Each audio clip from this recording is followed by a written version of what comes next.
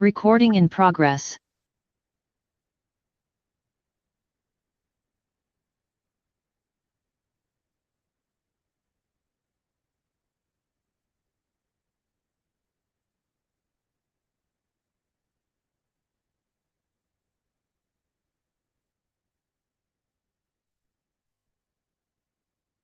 Recording stopped.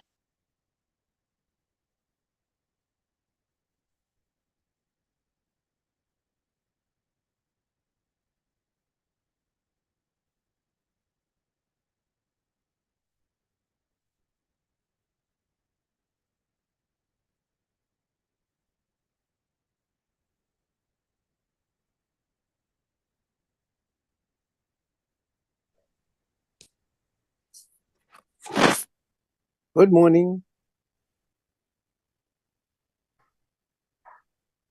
Morning, Honorable Dango. Are we well? I'm good, and how are you, Ambassador? I am trying to be good. Be good, Ambassador, be good. Okay. Thank you. Thank you. I'm trying to call you, Honorable Dang. I don't know what's happening. I don't know. I try to answer your calls, but Yeah. I don't. The moment I I don't answer, see- the moment I answer, just say connecting. Yeah. Just check your WhatsApp there. Yeah, Check your WhatsApp there. I'm sitting in Parliament, so maybe that's the trouble. Oh, okay. Yeah, because also it shows the yellow. You can be cut anytime. Mm. In the corner, they should be white for stability. All right. Okay. All right, sure. Okay. Okay. Fine.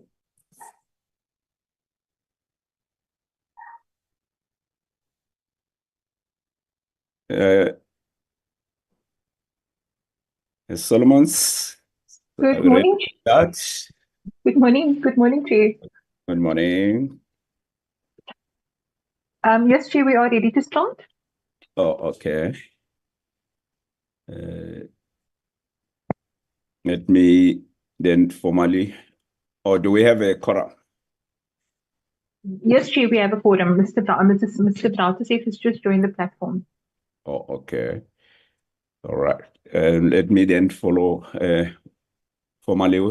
open the meeting and welcome all honorable members, the staff of the committee, DDG of DTIC and her team, Advocate Ibrahim from the CLSO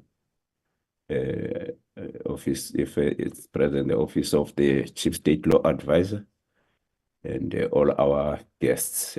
Good morning, and also like to wish our brothers and sisters a happy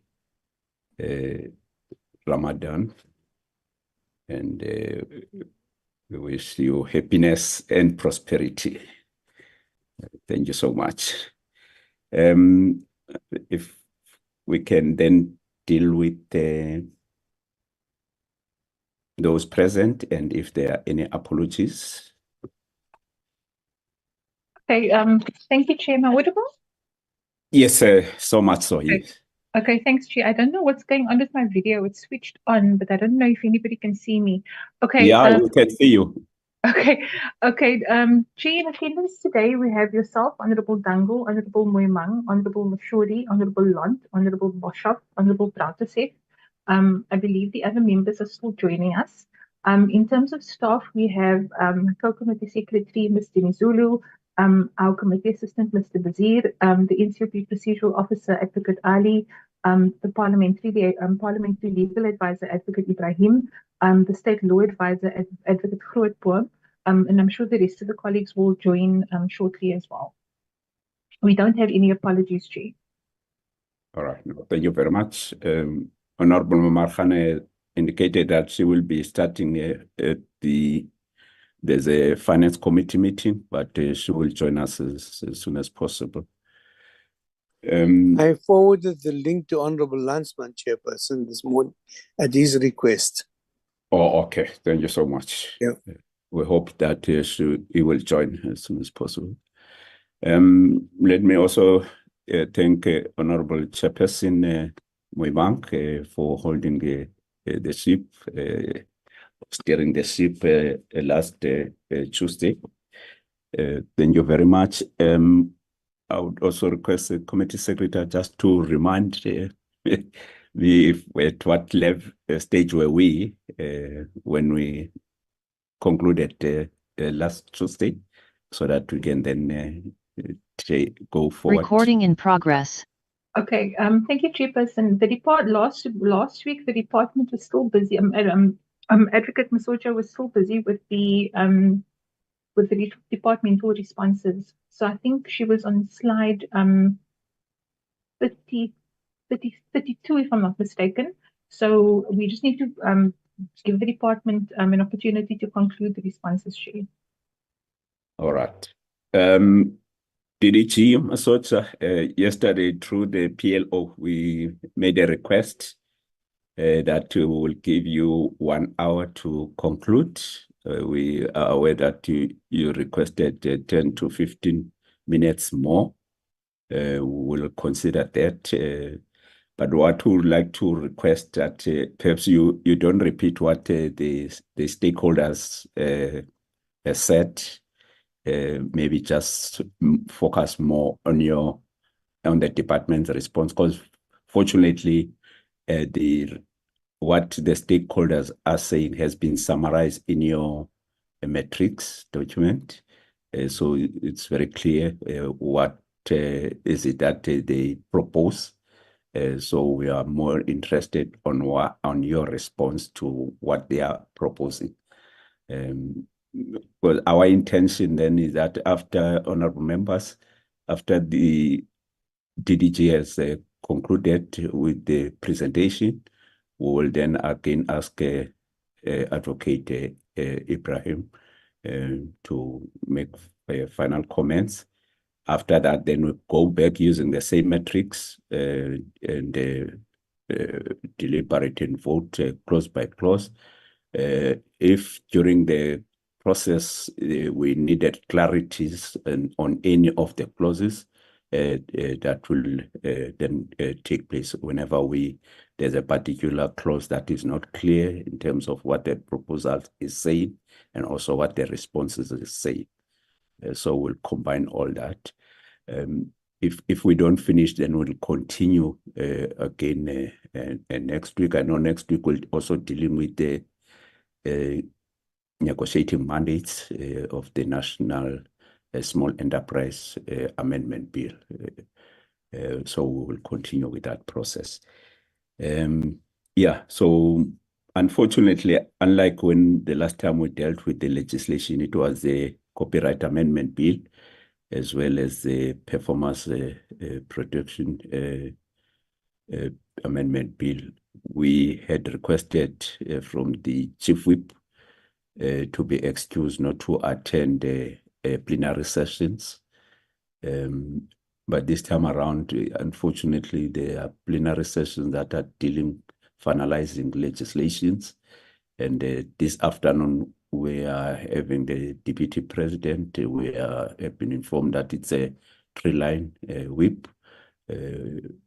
Deputy President is responding to questions from the members of the NCOP. So we are unable, therefore, to request to be excused. We tried to request that we have meetings after the plenaries. It happened that it would inconvenience some of the members of the committee. So we decided against that. So we'll be using the Tuesdays until we conclude with the legislations that are before the committee.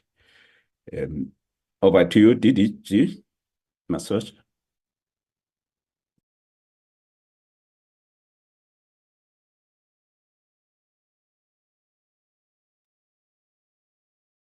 Am I audible, members? Yes, Chair. Oh, okay.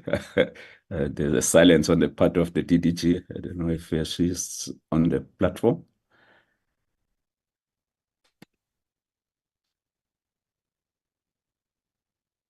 Is she on the platform? Yes, she is, Chair, and she's also been made. Dr. Masocha? She's muted. See that she's muted.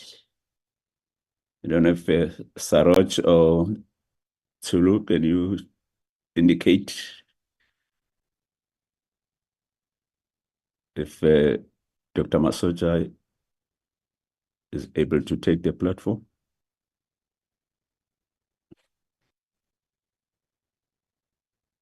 Is Chulu on the platform?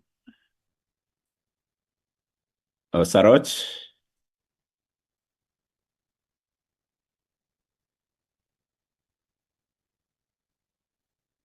I don't know what's happening now. Saroj, can you hear us? Hi, Chair. Sarah just called me now to say that she got disconnected and she's reconnecting. Oh, okay. All right. Just give her a minute to do so.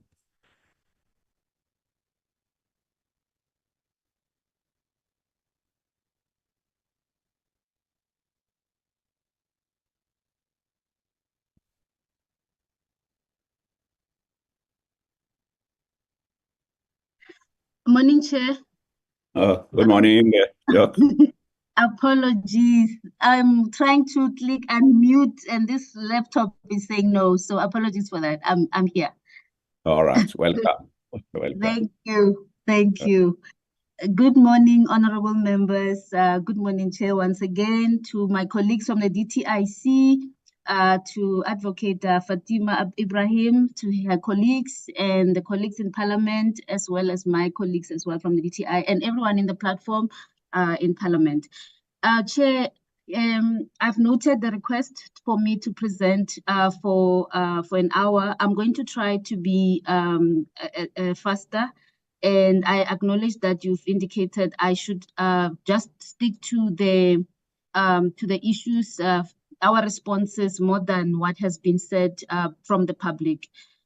So I will then start with the recap from last week. So where I was the previous week was in section 30A and section 30B. And I concluded informing the committee about the comments from the public, and there were some responses that I already went through.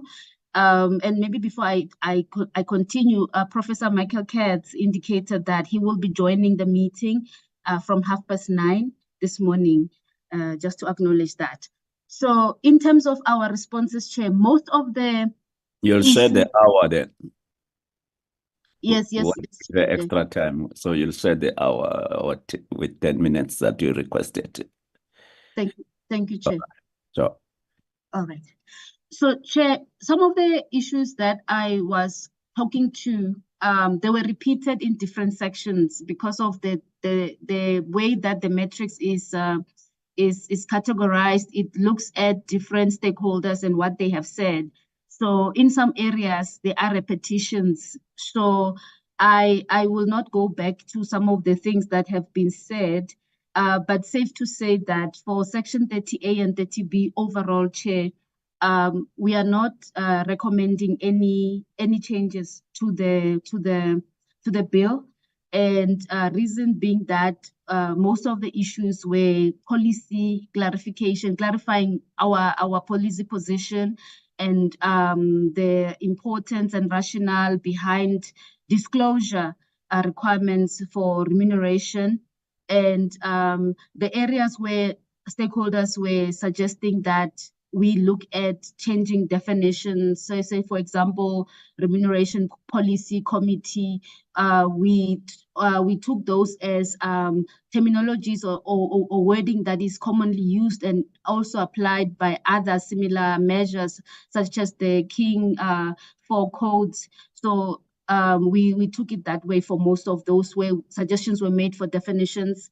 And for comments related to the binding vote, that we should have voluntary approach. We clarified why it's important that the approach be more on the voting be binding, given the disparities in income inequalities in society.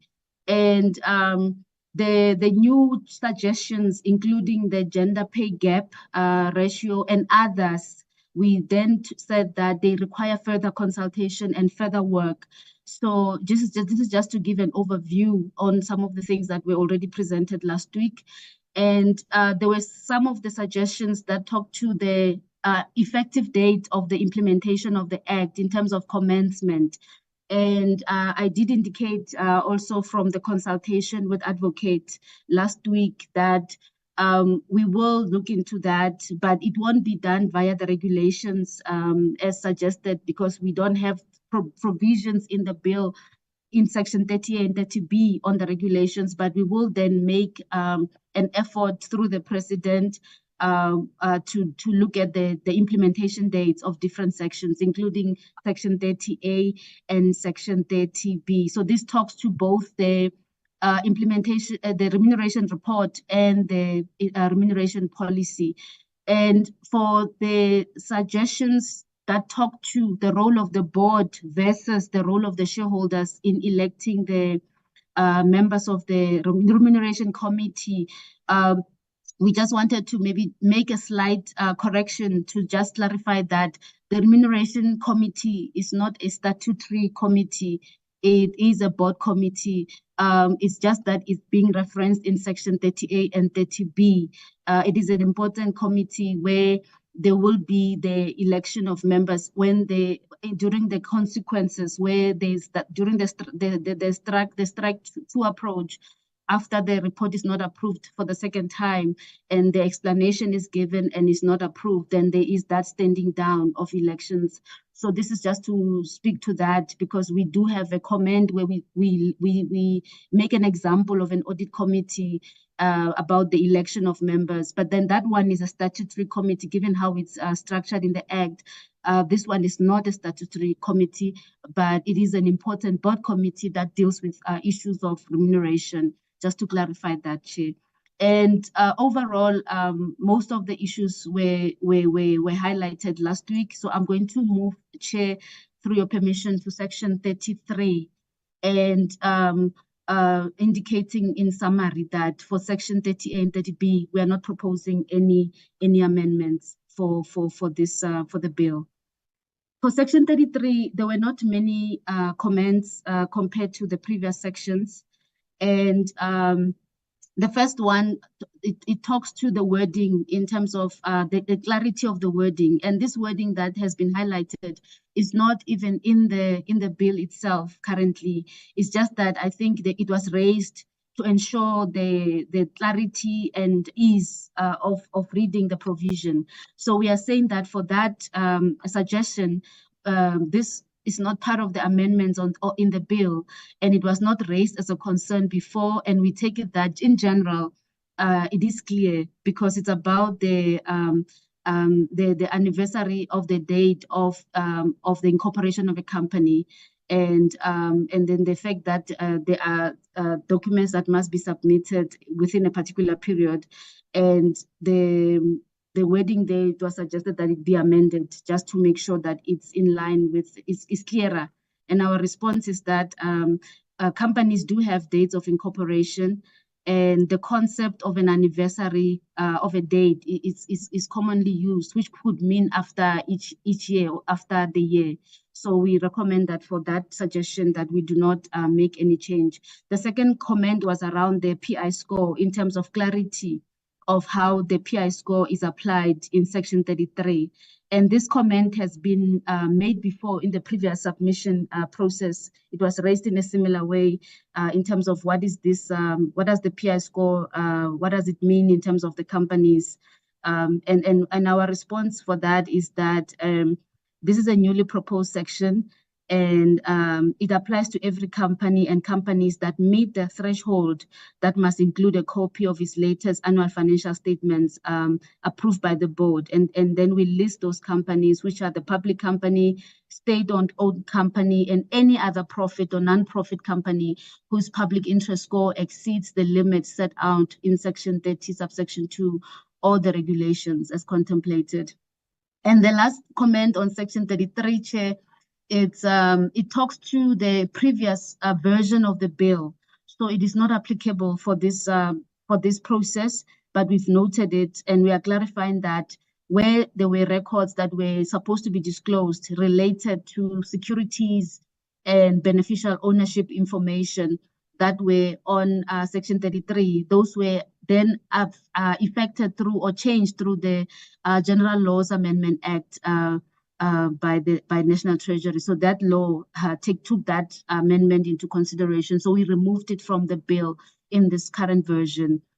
So it's not part of the bill. So following this, then we have Section 38A, Section 40, Clause 10, Section 4. Then and the two of them, there were no comments that were made by the public in those two provisions, in those two clauses, Chair.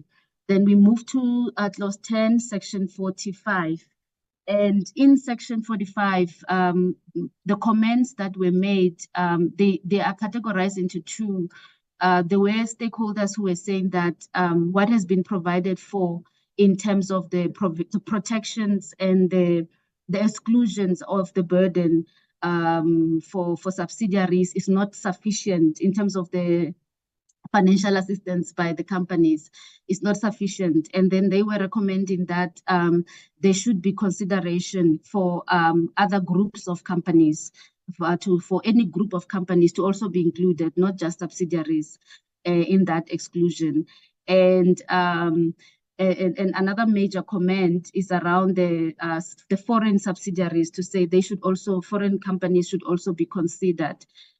So these are the two major groups of comments that were made in this clause. And our response is that the purpose of Section 45 is to protect minority shareholders in a company. When a company gives financial assistance to its own subsidiary, there is not a conflict involving its minority shareholders, and accordingly, the prohibition in Section 45 against giving financial assistance to a company's own subsidiary is required, and it will be removed, and it will thus ease the ease of doing business. And any other amendment to Section 45 will undermine its very purpose as set out before. So what we are also saying is that the proposal for the other groups of companies, it's a new proposal, and while we understand that it's being raised to bring that ease of doing business, it will have a challenge in terms of the fact that we need to look into it, because the protection was meant for that particular group of subsidiary companies. So if we bring this in, it will then mean that it requires its own new process in terms of consultation and engagement to understand its implications. So that suggestion in that regard, then it is not supported in this instance. So this amendment, currently as it is in the bill, it removes the burden by taking away the special resolution requirement and making it easier in terms of transacting around this financial the transactions that take place in Section 45. And on the issue of the foreign subsidiaries, on the comment that there is a need to include foreign subsidiaries, our comment is that this provision does not apply to the foreign subsidiaries, and it is not an omission per se. The reason why they were not considered is because the foreign subsidiaries are governed by the laws of the place in which they are incorporated. So those laws may be very different from the laws in South Africa that regulate the relationship between a company and its subsidiaries. The proposed amendment to Section 45, exempting financial assistance to South African subsidiaries, is done in recognition of the South African legal principle that governs the relationship between a holding company and its subsidiary. There is, among other things, an established basis for the criteria that regulate what constitutes control of the subsidiary, the consequences of enjoying control, the relationship between shareholders and creditors in the company as regards foreign subsidiaries, the laws governing their relationships with their holding company may be entirely different. And there may be disqualification of foreign control. There may be difficult relationships and ranking between equity and debt and certain forms of debt. So this is just to give a context in terms of the implications of the of consideration of foreign subsidiaries, given the way that they are structured and implications of other foreign jurisdictions. So on that, on those comments, or that comment pertaining to the foreign subsidiary, our recommendation is that we retain the bill with the focus that it is looking into for these particular companies without consideration for the foreign subsidiaries. Then we're moving to clause 11, section 48. And in this section, we received one comment. It was this comment is talking about it restates that if a pro rata offer is made pursuant to subsection 8b Roman I, there should be no need to get a shareholders resolution for the directors since they are participating on a pro rata basis, and that provision should therefore be made for the acquisition of shares from a wholly owned subsidiary. And then they also added that the proposed subsection 8 should not apply if shares are being acquired, but no consideration is made by the company. And in addition, no mandatory offer as contemplated under section 123 is triggered by the acquisition of shares as contemplated. And then they repeat that the recommendation that a new subsection should be added as follows. And they made a wording recommendation about section 114 not applying. So our response for this is that where the acquisition of shares from directors is occurring pursuant to a pro rata offer, the exemption in the proposed amendment will apply. And that where, however, the directors are disposing of shares other than pursuant to a pro rata offer, the exemption proposed will not apply. And it is unnecessary to provide for the acquisition of shares by a company from its wholly owned subsidiaries. And where shares are acquired for no consideration, there is no need to amend section 123. And in such circumstances, the takeover regulation panel will make a determination as to the action required. And with regards to section 114, the recommendation of the department is that section 114 requirements do not apply to the share buybacks in section 48. And this has been clarified as well in the memorandum of objects. So the proposal made about the wholly owned subsidiary is not recommended, and we confirm that this does not apply. These requirements do not apply to the section 114. So section 114 does not apply. This has been taken into, the comment has been taken into consideration. Then moving to clause 12, section 61, there were no submissions made by the public in that section. In section 72, which is clause 13, there were comments that were repeated. I will try to categorize them so that I can then move to the responses as proposed by Chair. So there were comments that were referring to the guideline or the guidance required in terms of the social and ethics committee report, in terms of what does it entail, what applies to it. Most of them were around that, and others were talking about the role of the prescribed officer in the social and ethics committee versus the role of the directors. And in the first comment that is in the screen, the issue was about where does the exemption apply in the application process, clarity about exemption, the exemption that is done by the companies tribunal when it comes to companies that seek to be exempted from the requirements of having an established social and ethics committee in terms of clarity. Another comment was around the numbering. In terms of the wording around the numbering, whether it should be addition or insertion, which wording should be, and also the numbering itself, instead of 10A, 10B, to include, renumber them to 11 and 12 as a comment. There were comments that were repeated where we clarified that for members who are not involved on a day-to-day basis, there was a wording that was technical that was not included in the previous bill, where we had to add "not" to clarify that some of the members will not be involved in the day-to-day of those who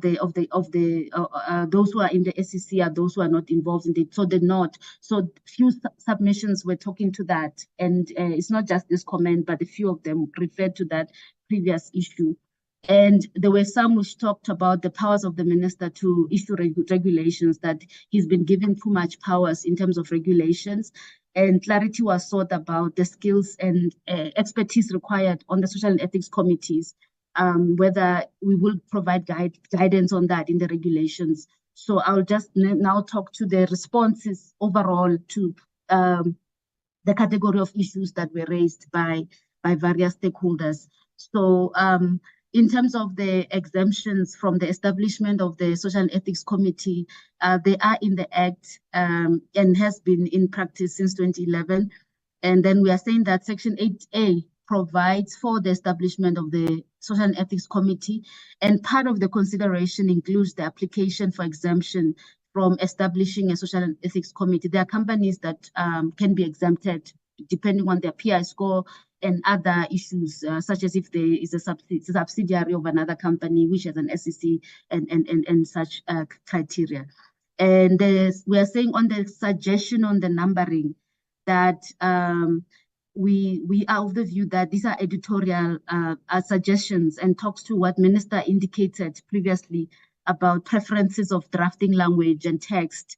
And we don't see it as a challenge, because the additions that have been made in 10B indicates that these are new insertions. So this is more of an editorial than an essential or a core issue that needs to be taken into consideration. And then that other issue about the member who's not involved day to day, it has been addressed in the portfolio committee process. And also, in the next comments part, we say that the minister may prescribe regulations to provide guidance on the remuneration report and the minimum skills, qualifications, and experience requirements of social and ethics committee members. And for him to be exercising that power does not render his actions unconstitutional, because the regulations will be necessary or may be necessary to create legal certainty and clarity. And in the bill, we say may, meaning he may issue those regulations. So it is part of the bringing certainty and clarity in pursuing legitimate government objective. And on the prescribed officers, there were proposals to define, one of them to define the prescribed officer. And our response is that the Act does define prescribed officers in Section 1 of the Act, and read with Section 66 subsection 10 of the Act. And of course, it does give minister also powers to add other functions and so on of these prescribed officers. But then throughout the Act, the prescribed officers are read together in provisions with directors, which speaks to their powers and their fiduciary duties and roles in companies. They have overall executive powers in the company, and they can be members of the Social and Ethics Committee if elected as such in the annual general meeting. And the concern about the powers of the minister to issue regulations, I've already spoken to it. It was raised strongly to say that it may be, he might be given too much powers to exercise his own discretion, and which may appear to be unconstitutional. So we clarified that one. And we are on the issue of the powers of the board to appoint the appointment of the Social and Ethics Committee. A comment was made in relation to a company's remuneration committee, in that a company's board is also best placed to select its Social and Ethics Committee members. So the argument here was that the way that the AGM is used to elect these members contradicts how the boards are appointed, board committees are appointed. because boards are the ones that are responsible. That's the comment. And we are saying that there are instances where we recognize that even in section 72, where the board has a role to play when it comes to appointing the social and ethics committee members. I think in terms of the private companies, in section 72, subsection 9A, small b, there is that consideration. So that has been taken into consideration. So the next comment is to clarify why we have addressed the Social Ethics Committee the way it has been addressed in the bill, by bringing in shareholders, by bringing in the annual general meetings, and we are clarifying that these reports are very important and they address many issues in the public interest. Shareholders have rights and they play a more active role on these matters. So guidance can be provided on these reports, but there is a role that the way that the bill has been drafted serves a purpose. During the NEDLEC process, one of the challenges that have been raised is about how the social and ethics committees have not worked in general in society, and how they have not been taken seriously, and they are taken as a compliance tick box exercise. So that's why we emphasize them. And in fact, they were even having stronger consequences before this section, but it was then amended just to allow for processes in future and implementation. And in the issue about the members and those who are involved day to day, it has been clarified. It's one of those that have been repeated even from the previous process. And then there were some submissions that repeated issues that were removed from the bill. So the issues around the non-compliance and what constitutes a material non-compliance, even the publishing in the stock exchange news service, those have been removed in the current version of the bill. So we did take those into account previously. So those comments have been addressed in the previous process. And so the others talk about the requirements of the report in terms of the guidelines, and then the definition of prescribed officer, and also the role of the prescribed officer that has been clarified in the previous comments that I've made above. And so basically these are the overall comments, substantive ones for section 72, clause 13, and moving on to clause 14, which is section 90, then clause 15, section 95. There were no comments made in those two clauses. So moving on to clause 16, section 118. So in section 118, there were two categories of comments made. One of them was made in the previous process in Parliament, where many stakeholders were of the section. This section talks to the issues around the definition of the takeover regulation panel, the criteria of the companies that will be qualified as a regulated company. And in this section, there is a wording that refers to indirect shareholding. And several stakeholders raised the concern that indirect shareholding needs to be defined in terms of what does it mean, what we mean by indirect shareholding. And another comment was around the transitional period, to say for those transactions that may be incomplete after the act come into effect, and companies are now categorized differently as maybe regulated companies, and then there are these other transactions. What happens to those transactions that are listed in section 117 of the Companies Act? And we are responding to all of them. And the indirect shareholding was the main comment around section 118. And in terms of the reference to indirect shareholding, our response is that it is designed to cover not only shares which are directly owned, but those which are, for example, held by a subsidiary or trust of the securities holders.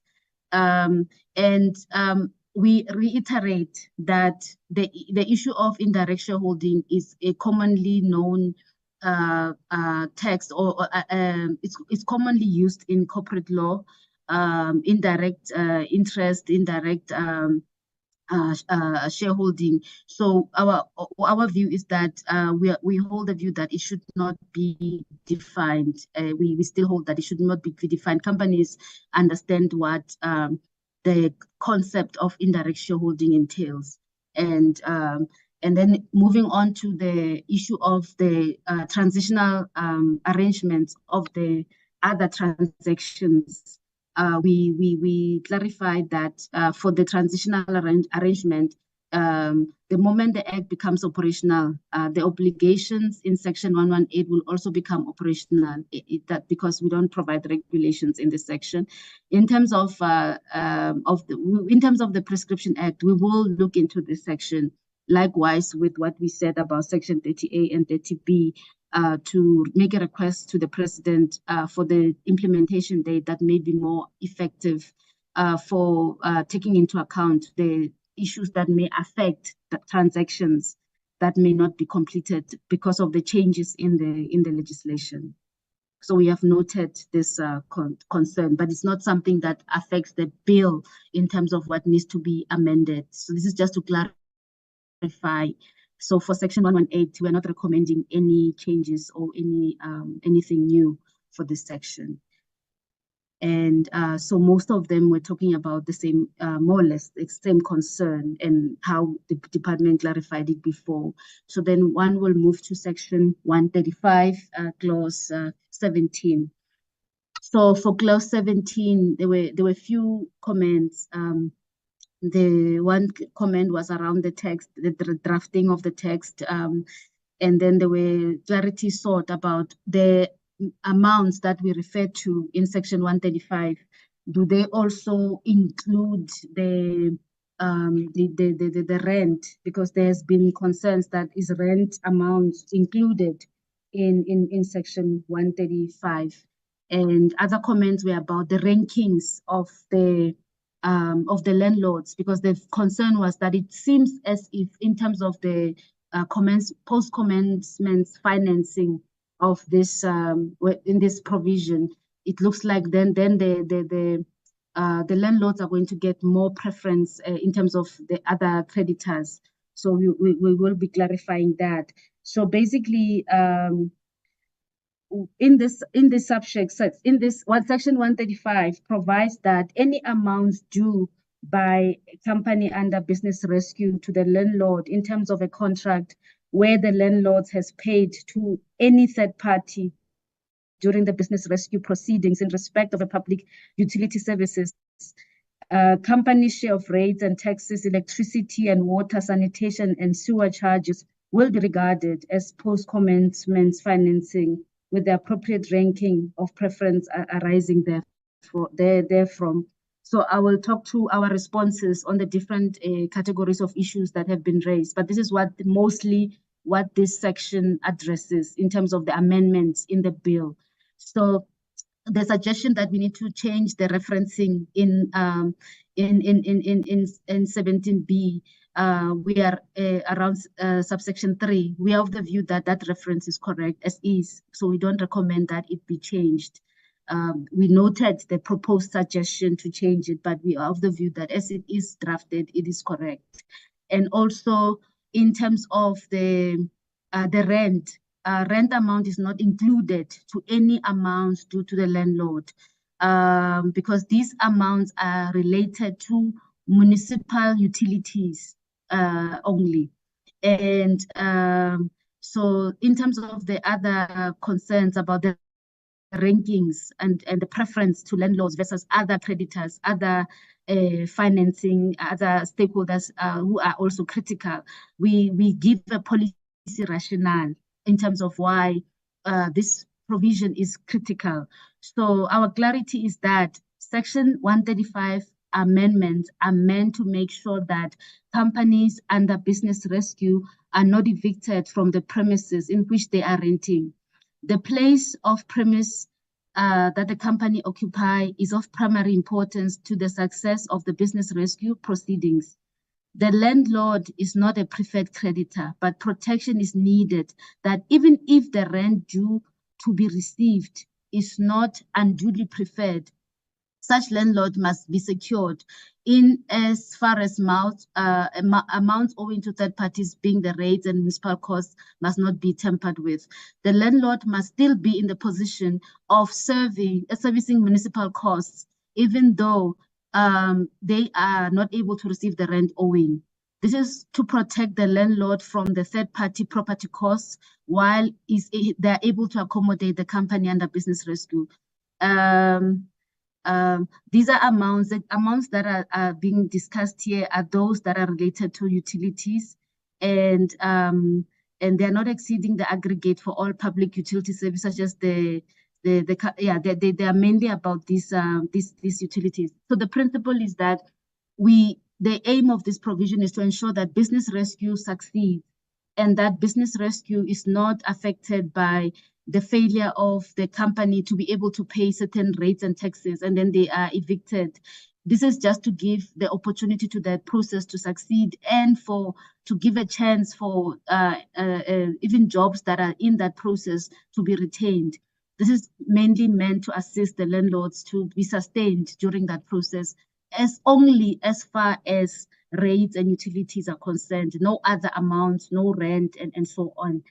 And in terms of the rankings and the preferences of creditors, we are saying that the landlord is not preferred creditor, but protection is needed, that even if the rent due to be received is not unduly preferred, such landlord must be secured in as far as amounts owing to third parties being the rates and they are concerned, and that they should not be tampered with. And then there was a suggestion about the drafting and how the ranking should be dealt with. But our response there is that we still hold the policy position above, and that we don't recommend the proposed change that has been recommended around the claims and the ranking and so on. Then we move on to clause 18, section 160. So there were a few comments there, and they spoke to where the company fails to change its name within a determined period in terms of the administrative order of the tribunal. The applicant may approach the commission after the expiration of the determined period to substitute the name of the so it's just clarifying what the provision is. And they submit that there's a need to be a reference here to the administrative order contemplated in subsection 5A, which refers to the administrative order that is also contemplated in section 3B, Roman 2 of the Act, directing company to perform certain actions. And they are saying that failure to do so may cause confusion. So they wanted clarity around the administrative orders and between the commission as well as the commission and the tribunal, and also the terminology used about the respondent, the words that are used, respondent. So they were suggesting the rewording of this provision. Another comment was around the deletions, that alternative dispute resolution be replaced by mediation or conciliation. So it's around the headings that are used in this section. So it's also around drafting and the style of language. So our response is that the department does not recommend any changes. The term respondent is in line with how the tribunal addresses matters. They do, in their orders, you'll find that in some of them you find the word respondent. So it's not a wrong terminology that is being used. And also, the administrative order to dispute a name is issued by the tribunal. The issuing of orders, they are tribunal-related functions. An applicant is the one who approaches the tribunal to dispute a name against the other party who is a respondent. Then a successful order will apply against the respondent who is proved to be illegally using the name. And it's also submitted that the heading of the section to be amended from alternative dispute resolution to mediation and conciliation. The heading is sufficiently broad according to our assessment. alternative dispute resolution also covers mediation and conciliation. So we are not proposing any changes in that regard. Then moving on to clause 19, section 166, no comments were made by the public in terms of this particular section. And then likewise, clause 20, section 167, there were no comments made.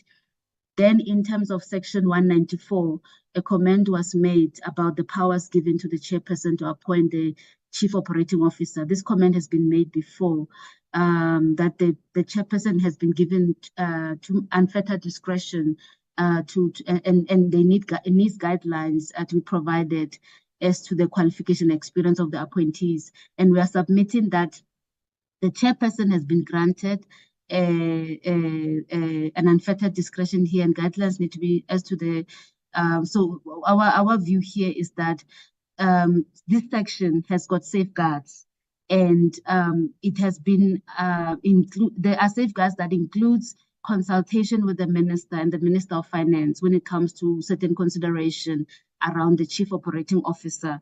So there is no need to amend the section, so that there has been consideration on strengthening this provision to ensure that governance measures are put in place in this particular provision.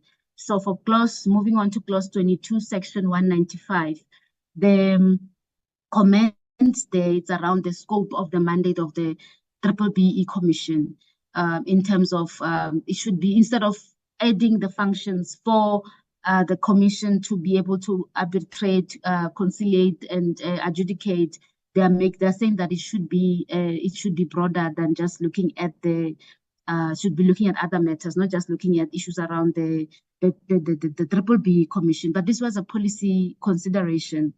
The BBBE matters are a special dispensation that will expand its mandate, and that is currently not provided for because the BBBE Commission is established in terms of their act, a specific act of Parliament, and not the Companies Act. So we needed to bring this in a bill, in a legislation, to ensure that certain actions and matters can be then addressed using the Companies Act to address some of the matters that are referred by the BBBE Commission, especially on the functions of the in the Companies Act.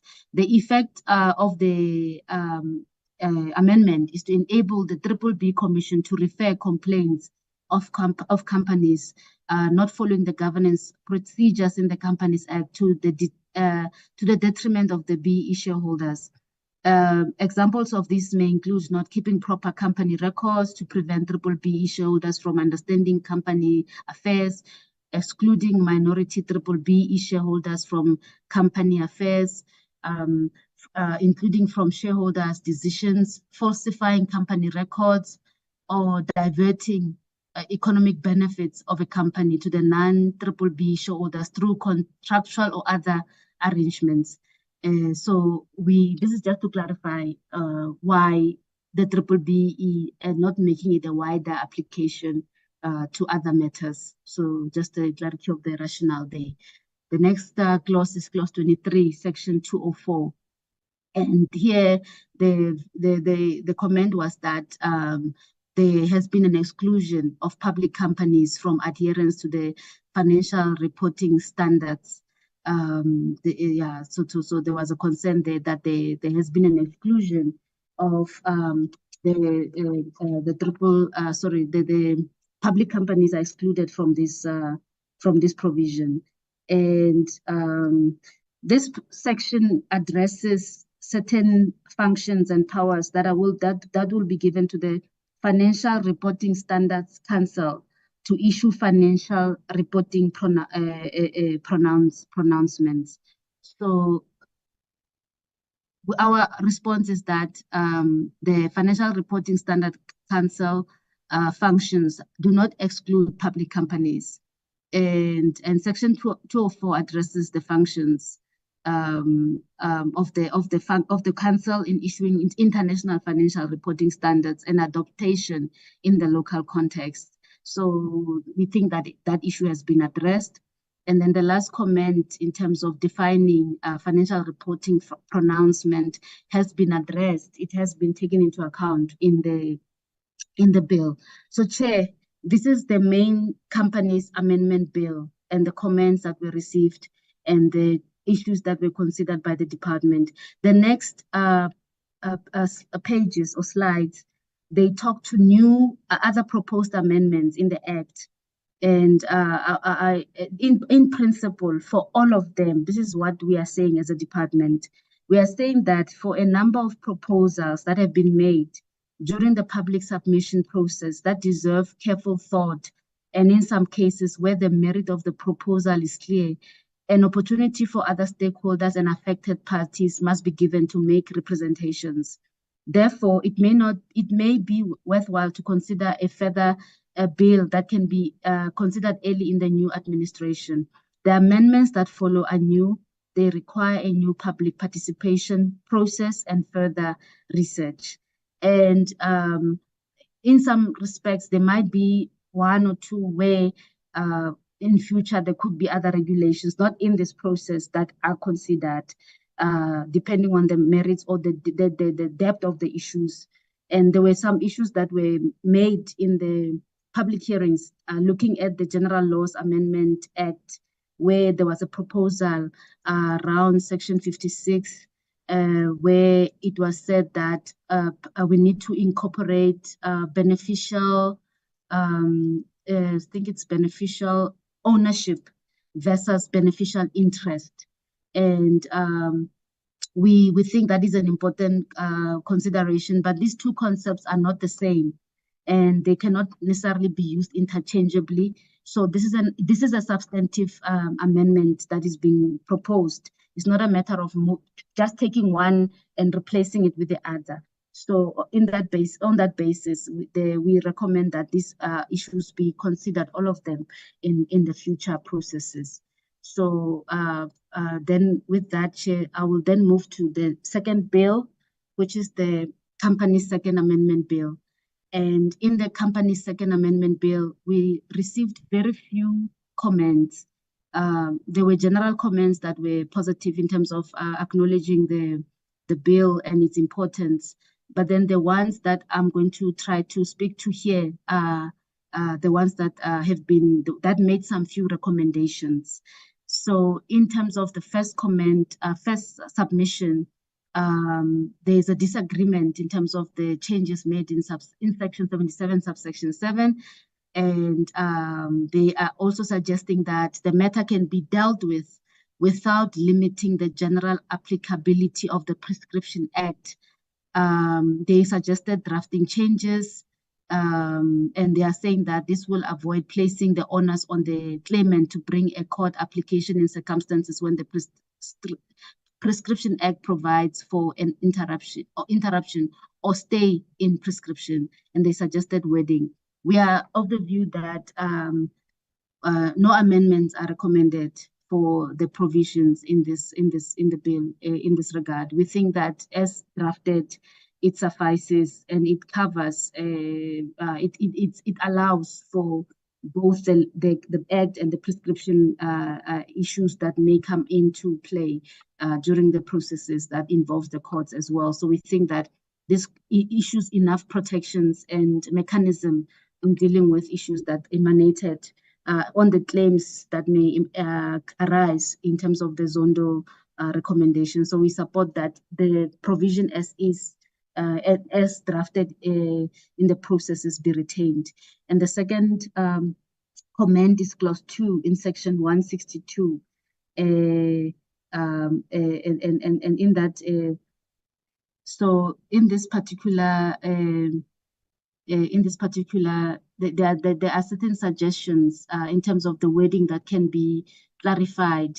I think it's around the period that the wording that should be added to say, or the extended period as referred to under section 2, subsection 2A, where we are talking about this in section 162. So the wording proposed that have been made, we've noted it in terms of the time frame, but we are also of the view that the bill as drafted covers the sufficient timelines because of the role of the courts. And there is no need to make an addition around the proposed addition. So we are also recommending here that there should not be further amendments by extending in one of the subclauses there by adding or the extended period as referred to under subsection 2A, because that is we think that is incorporated, and that there's that discretion that has also been given to the courts. And there was a proposal that I think this one is a big one because it talks to the policy rationale, that the provision should not be retrospective, that the Section 77 and 162 both should not be retrospective. And we hold the view that retrospective is very important. The Zondo Commission made a recommendation in respect of 2 specific companies and certain persons connected with those companies that Section 162 of the Companies Act be amended so as to ensure that the application for a declaration of delinquency may be brought even after the 2 years of good cause shown. And in accordance with the Zondo Commission findings, the proposed legislation should be expressed to have the effect of retrospective application subject to a decision of the courts. Thus, the legislation should state that the court on good cause shown may extend the time bar even though the conduct in question was committed during the period before the extension. This gives the courts the discretion to address the matters after the actions in question has taken place to support accountability and in the public interest.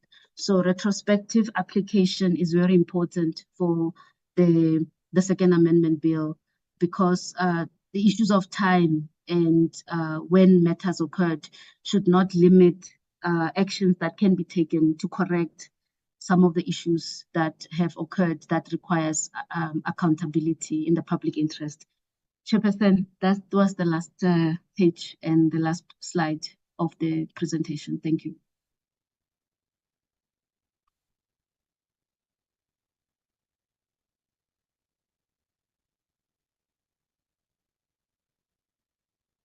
No, thank you very much. I don't know if a professor would like to come in at this stage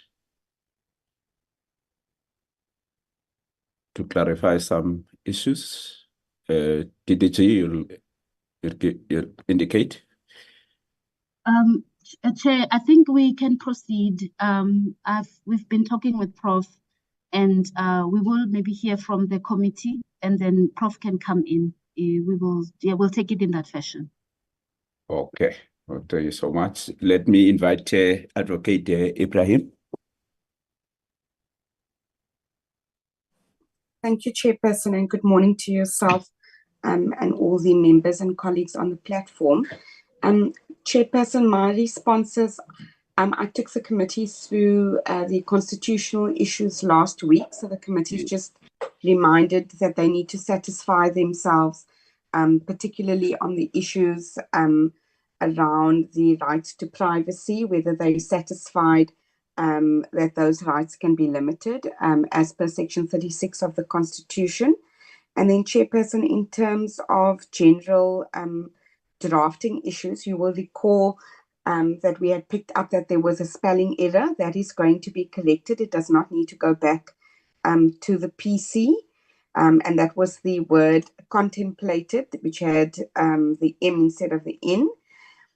Then also, Chair, there was a numbering issue that we're considering amending. If you look at page 8 on the bill, and that would be the Companies Amendment Bill on line 48, you'll see that there's it seeks to amend the section there that it's seeking to amend. It added a 10A and a 10B, and it has to do with Section 72 of the Principal Act.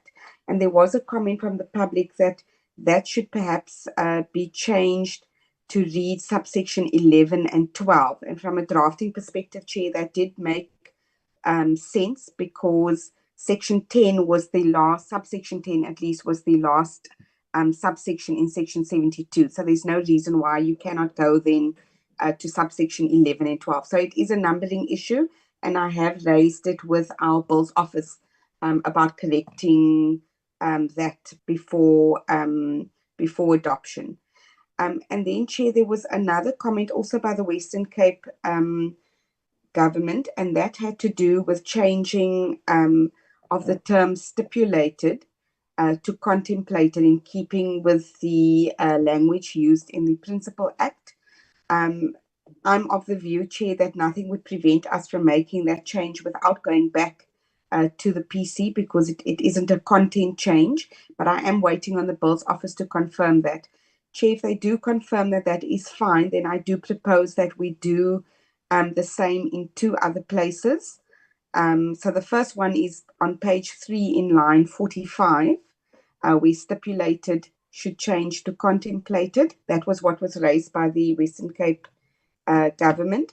And then I've picked up 2 other ones, Chair. Also on page 3, if you move down to line 52, where we speak of mentioned, that too can also be changed to contemplated. And then on page 8 in line, no, that's the only 2 for that one, Chair. The other one was the spelling error. So if the Bills Office is in agreement with me, Chair, then we will make that change. If they're not, then and nothing else is going to the PC, it would depend now what comes out of deliberations. But if there isn't anything else going back to the PC, Chair, then I would propose that we leave it as it is, because as indicated in the presentation by the department, it won't have any impact on content. It is just a drafting style. So I will wait and see what the outcome of the deliberations are, Chair. Thank you. Just repeat for me, please, the one on the page 3 of the bill. So Chair, on page 3, there are 2 issues. There's line 45. You'll see that the word stipulated is used there. Yeah. And the comment that came in from the submissions is that that should change to contemplated. All so right. as contemplated in the section rather than as stipulated, because the term contemplated is used in the Principal Act.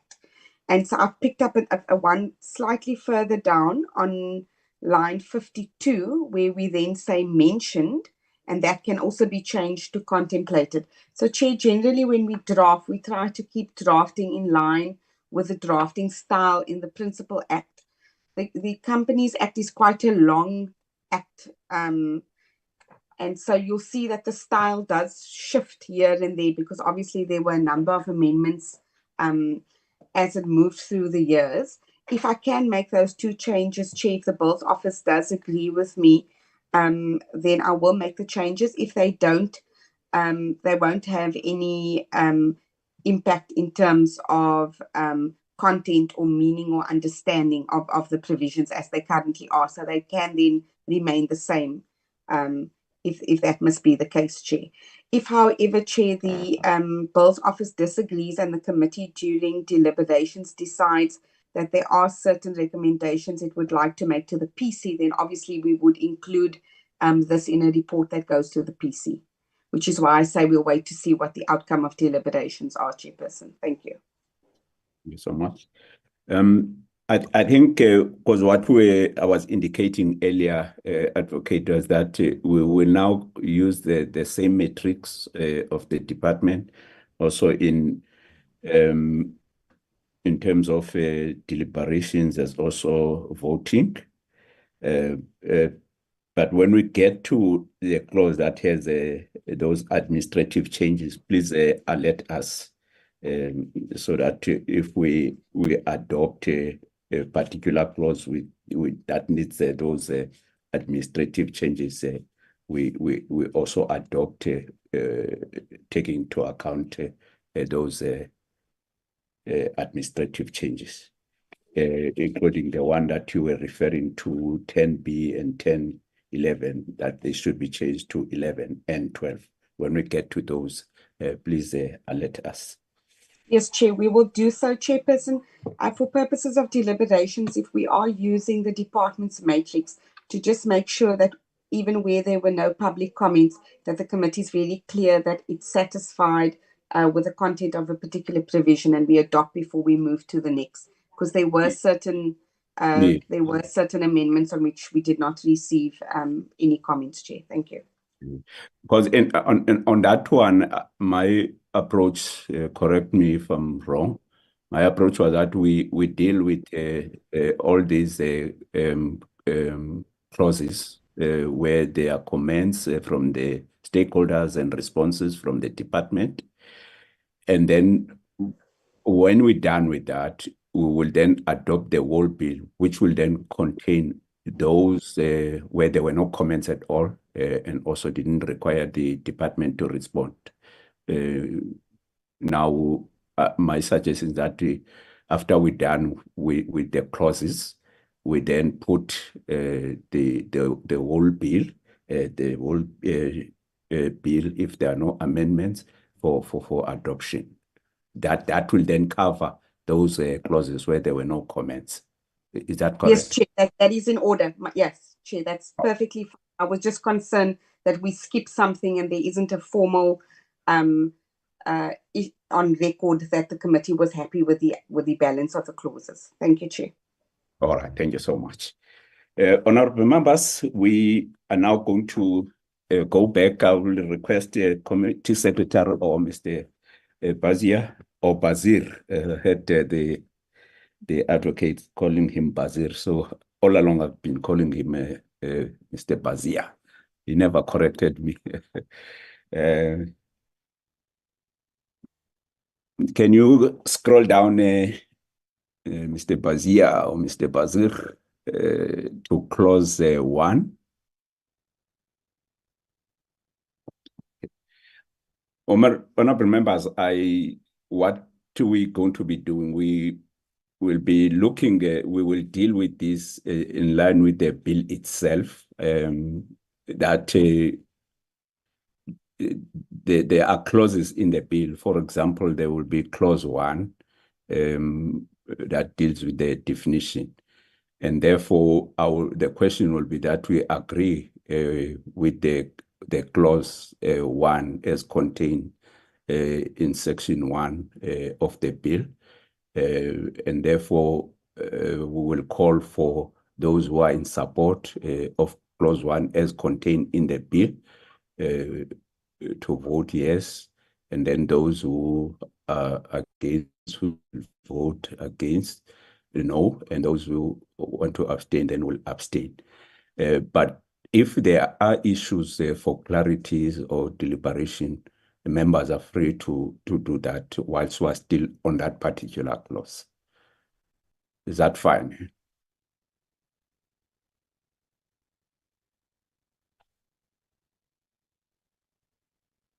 Yes, we agree with that, Chair. All right. Of course, I wanted to get clarity from advocate, from Dr. Masocha in relation to the department's view on page 3, line 45 and line 52, particularly around the issue of stipulation and stipulated and contemplated. What is your take on that?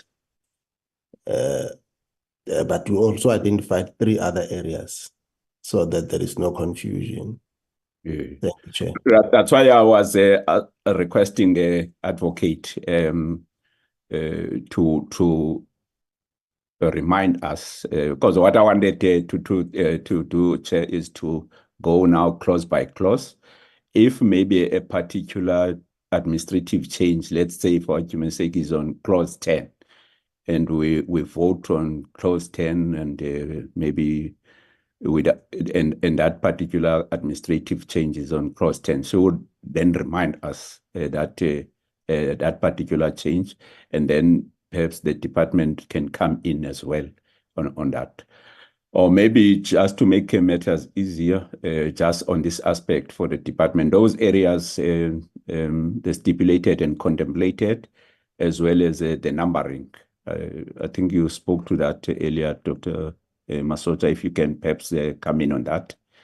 The administrative changes that advocate was referring to, and there are those that are suggested by the Western Cape government, which advocates agrees with. So can we? But even that, she said that will be subject to confirmation by the Bills office. Chair, our view is expressed in page 9 of the matrix. Okay.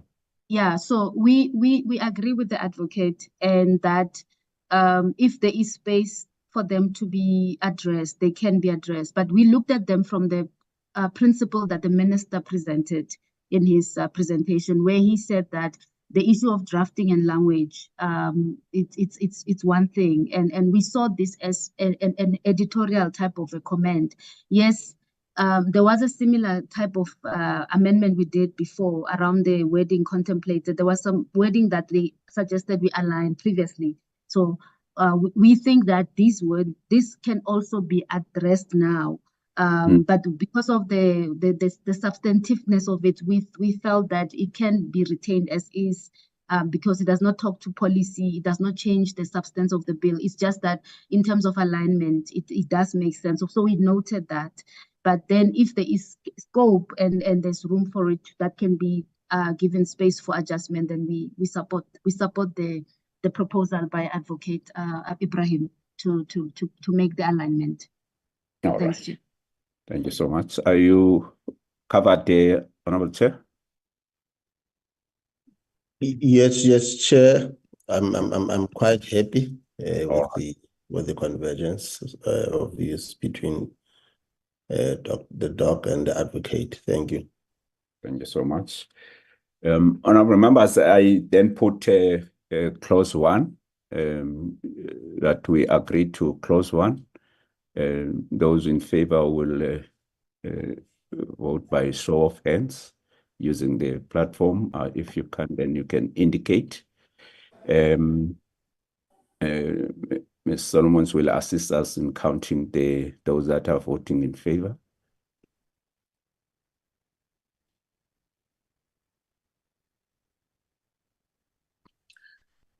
Chairperson, I've voted in favor. I don't know if you can see my hand. Yes, your hand is clear. Thank you. Okay.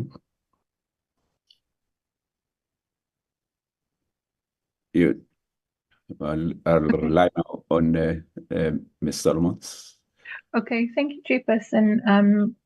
Chair, just to clarify, what we're voting on is the acceptance of the department's responses in terms of clause 1, section 1. Yeah, we vote with regard to what is contained in the bill itself without any changes. Okay.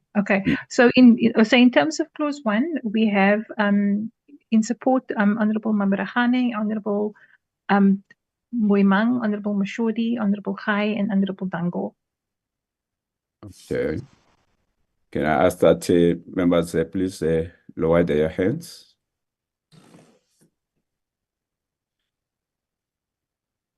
Those who are voting against, please raise your hand.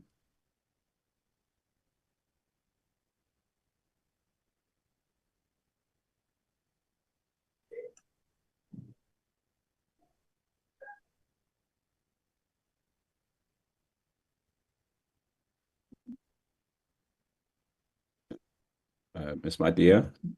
No, there's no hands against, Chair. Okay. Those abstaining?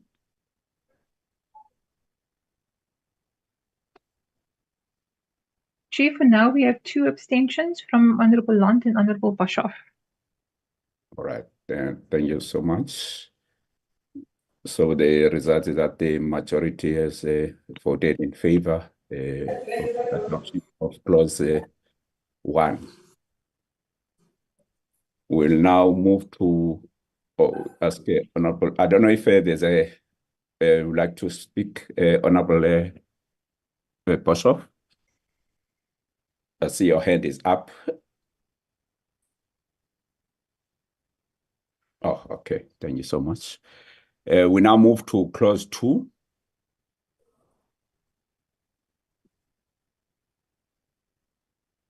I put clause 2. Those in favor of clause 2, that we accept clause 2 without any amendments.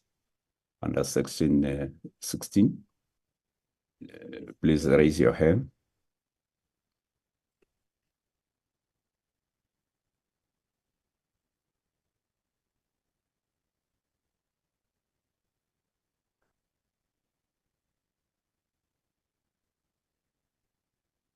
Chair, may I proceed? Yes, please. Okay, Chair, in favor we have Honorable Dango, Honorable Mamrahane, Honorable Moimang, Honorable Mashuri, and yourself, Honorable Hai. Thank you very much. Let's lower the hands, honorable members. We now go to those who are voting against the adoption of clause 2. Please raise your hands. So rely on you, Ms. Solomons. There's no votes. There's no raised hands against, Chair. Okay. Those who are abstaining, please raise your hand.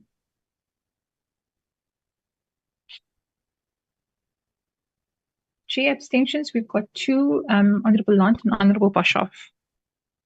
All right. Thank you so much. You can lower your hand, honorable members. That means in terms of the majority, clause 2 is therefore accepted. We now move to clause 3. Honorable members, as we go clause by clause, you are free to also deliberate on the clause and also ask questions for clarity before we vote. Allow that process as well. We're now on clause 3.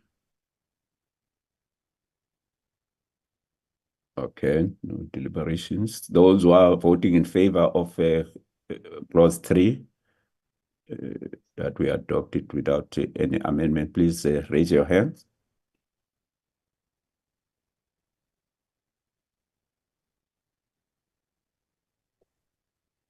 Chair, we have Honorable Dango, Honorable Mamrahane, Honorable Moimang, Honorable Mashuri, and yourself, Honorable Hai. Thank you very much. Please lower your hand, honorable members. Those who are voting against adoption of clause 3, please raise your hand.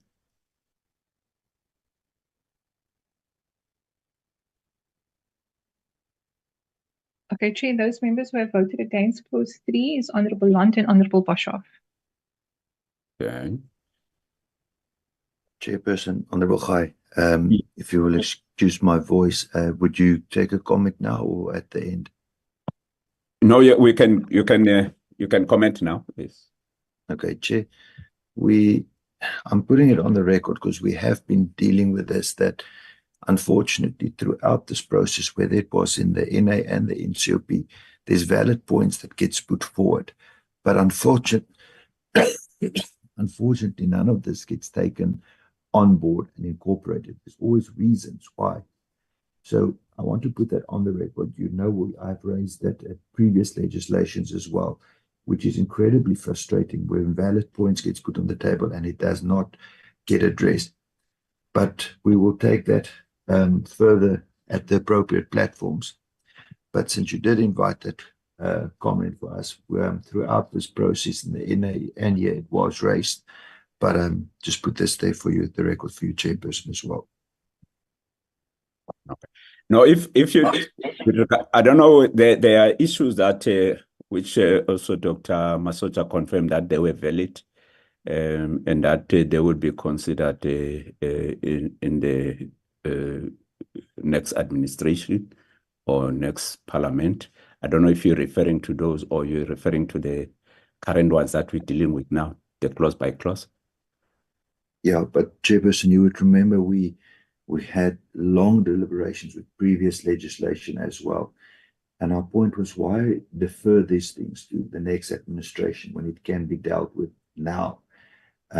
If there is something that can be improved, something that can be addressed with legislation, do it now and not defer it, because you yourself and everybody else knows what goes into getting a bill to where it is now. if this now gets picked up in the next administration, there might be, well, your list got leaked, ours not yet, but it seems like a lot of people are not coming back. So they'll have to start from scratch again. And that was our concern from the beginning.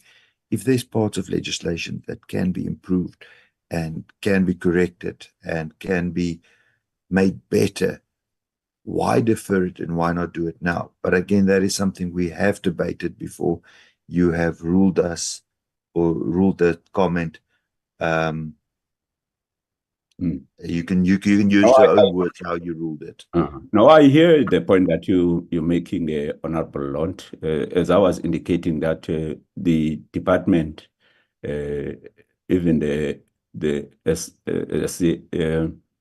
LSO appreciated the proposal that were made. But some of the challenges is that you may agree with those clauses, but then people that should be implementing the bill or the act is the department. Without them having done a thorough research and further consultation on the new proposal, completely new proposals that are not part of the bill, it's going to make it difficult for the implementation of those good proposals because they have not been thoroughly researched and no assessment has been done in terms of impact for such, good as they may be. So therefore, when they are parked for the next legislative process, that process would include further consultation first by the department with also other departments or entities that may be impacted by these kind of proposals that are being new proposals that are being made, which are not necessarily part of the current bill that is being amended. And also, there's another process of consulting the NEDLAC partners as well. So there's a lot of good as they may be, but they should be subjected to a procedure of consultation, research, impact assessment, good as they may be. So it's not easy, therefore, to just say, oh, this one is good, therefore let's take it. And then you find that in terms of implementing them, it's not possible to implement because these other processes have not been followed up. So I agree in terms of that there are good proposals that are being made, but the problem is that they are new and also they need to be subjected to public participation as well. So there's a lot that need to be done before you accept them. So it's not easy to just say, oh, it's a good proposal, let's accept them without subjecting them to these processes I've just mentioned. So that's why sometimes it will be viewed like as a delay when you say they are good, but then they will be considered in the next period of amendments. It's because you need to go through all these procedural matters. I hope it's clear. Okay, and I think we were on those who are voting no for clause 3. I think Ms. Solomon, you were indicating that there were 2 hands at the time. Yes, she. It's 2 hands. Can we repeat that process again? Clause 3. Those who are voting against, please raise your hand. Sorry for that.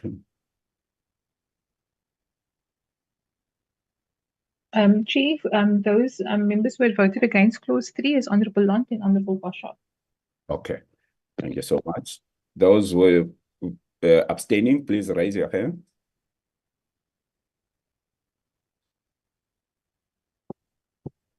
There are no abstentions, Chief. All right, thank you so much. That therefore means the majority are voting in favor of the particular clause adoption without amendment. We now move to clause 4. Are there any deliberations on clause 4? Questions for clarities, views? None. Chair, Advocate Ibrahim has raised their hand. Oh, okay. I don't know what's happening with it. Maybe I don't even see myself. I don't know whether I'm framed correctly or not. Okay, so whose hand is up? Advocate Ibrahim has raised their hand. Oh, okay. Over to you, Advocate. Thank you, Chairperson. Just for the record, Chair, I just want to go through the administrative changes so that it's captured in the report. So on clause 4, page 3, line 45, to change the word stipulated to contemplated so that it reads the annual financial statements as contemplated in section 24(3). Then moving further down, Chair, and still in the same section, line 52, to amend the word mentioned and change that to contemplated as well, so that it would read the register of the disclosure of beneficial interests of the company as contemplated in section 56(7)(a). Then turning the page, Chair, still in the same section, on line 17 on page 4, where it says at a location referred to now read at a location contemplated in section 25(1). And Chairperson, I have just received a message from the Bills Office to indicate that that's all in order and they would be able to make the change and have confirmed that it does not go back to the PC, Chair.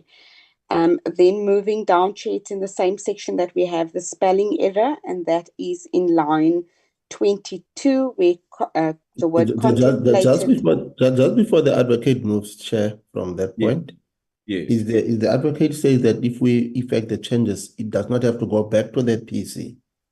The administrative changes, yes. Because they changing it. No, that's fine. They're not changing the principle, just the I would say the grammar or spelling or the context. Yeah. Okay. Thanks. Thanks. All right. Okay. You can continue, Advocate. Thank you, Chairperson. The last one in that section, Chairperson, is the spelling mistake. The word contemplated was spelled with an M instead of the letter N. So we'll correct that in line 22, Chair. Thank you. All right. Thank you so much. Honorable members, we are therefore still on clause 4. Advocate Ibrahim was alerting us in terms of the changes, administrative changes that needs to be effected, and also corrections. With that, I'll put clause 24. First, if there are any deliberations on that. If not, I'll put clause 4 to be adopted without any amendments, taking into account those administrative corrections. Those in favor, please raise your hand.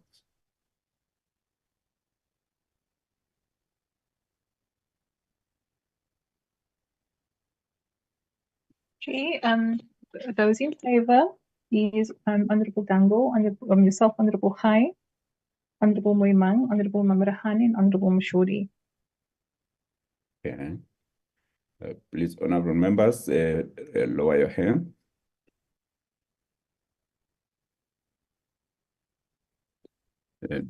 Those are voting against clause 4, please raise your hand. Chair, against, we have Honorable Lunt and Honorable Boshoff. Okay. Please lower your hand, honorable members. Okay. Those who are abstaining, please raise your hand. Chair, there are no abstentions. All right, thank you very much. That means in terms of the majority, clause 4 has been agreed to. Thank you so much. We now move to clause 5.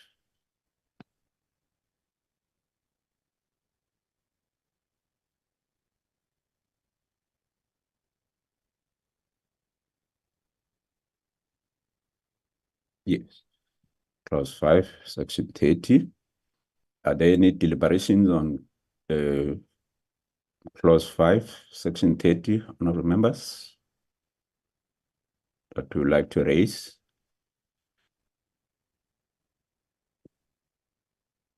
not. Chair, Mr. Dango's raised his hand. Oh, okay. Honorable Dango? I was voting in favor, Chairperson. I was in anticipation.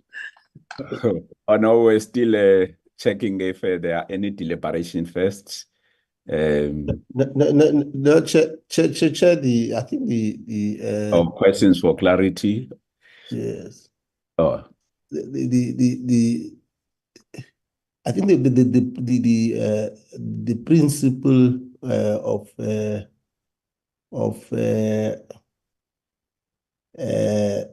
fact that no right in the Constitution is absolute, Chair. yeah. I think has to be reiterated, particularly within the context of the policy imperative of openness and transparency, within the context that it is one of the values that are contained also in our Constitution. And the fact that our Constitution is also the supreme law. Therefore, it does make sense for where there is a need for shareholders or the public to get a sense in terms of what is the disparities in terms of the income between employees and directors or the CEOs. For policy purpose, if that will help in terms of ensuring that we bridge the inequality scale, I think this company, these clauses must be applauded, because it then goes back to the earlier clause for that says if you adopt an approach to use a legal persona as your modus operandi to run your business, it shouldn't act as a veil to sort of hide the inequalities and disparities in terms of salary scale. Thank you, Chair. Thank you very much. Any further inputs before we put the clause for a vote? Any further input, honorable members? So if not, can we then, those who are voting in favor of this clause 5, please raise your hands in favor.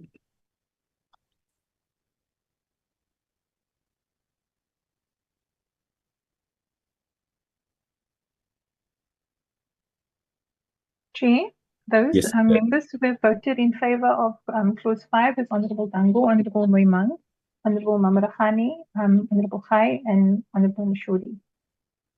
All right, thank you so much. Please lower your hands, honorable members. Those who are voting against clause 5, please raise your hand.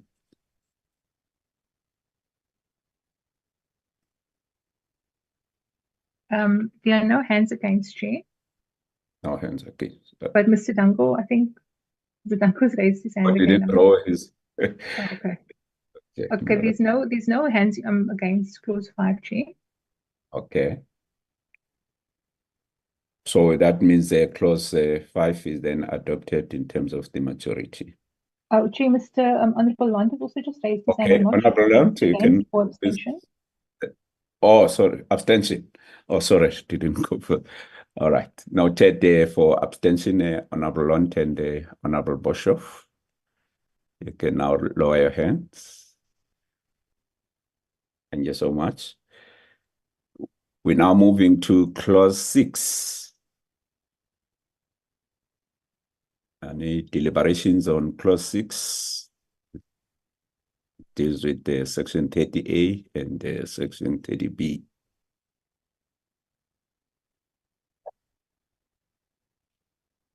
Any comments? Any input? In the absence of any input, I'll put clause 6. Those voting in favor, please raise your hand.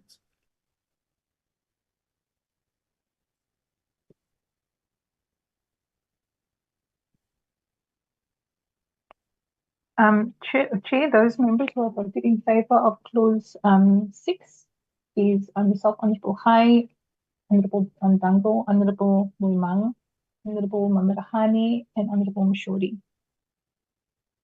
Right. Thank you very much, honorable members. You can now lower your hand.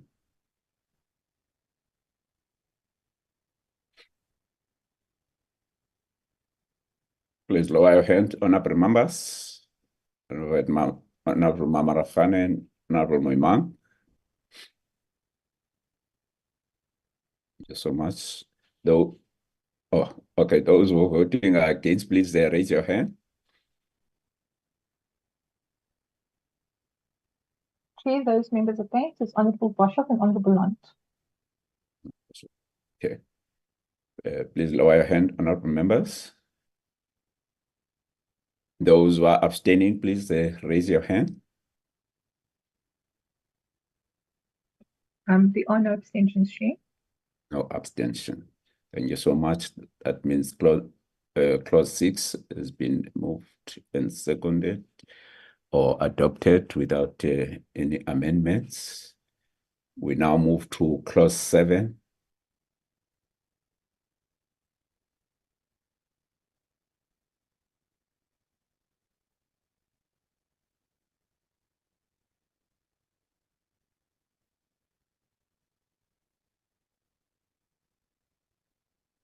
Okay, on clause 7, any comments, input, deliberations?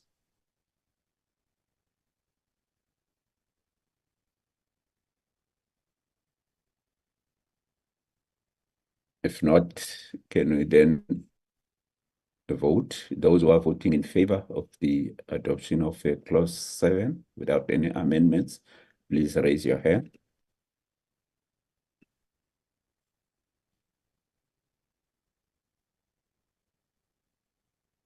Okay, Chair, those members who have voted in favor of clause 7 is Honorable Dango, Honorable High, Honorable Mamarahane, Honorable Mashori, and Honorable Muimang. Okay. Please lower your hands, honorable members.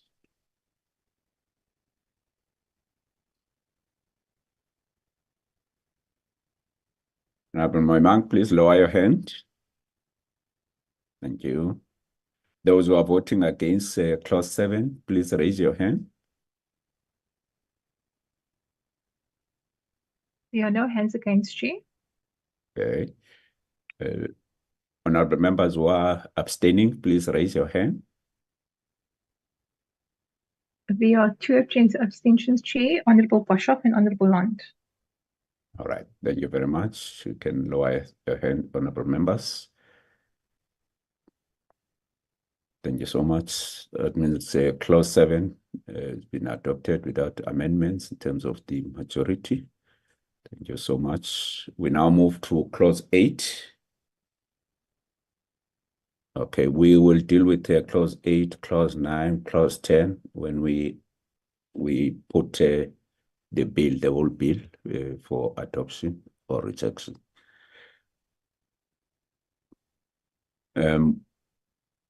Just move up again so that I know which yeah, we start again. Yeah, it was just then we go 9. To yeah, it's clause 10, Chair.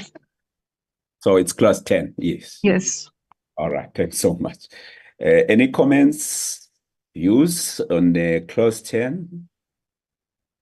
Honorable members, before we put it for a vote? It seems not. Can we now have those who are voting in favor of adopting clause 10 without amendments? Please raise your hand.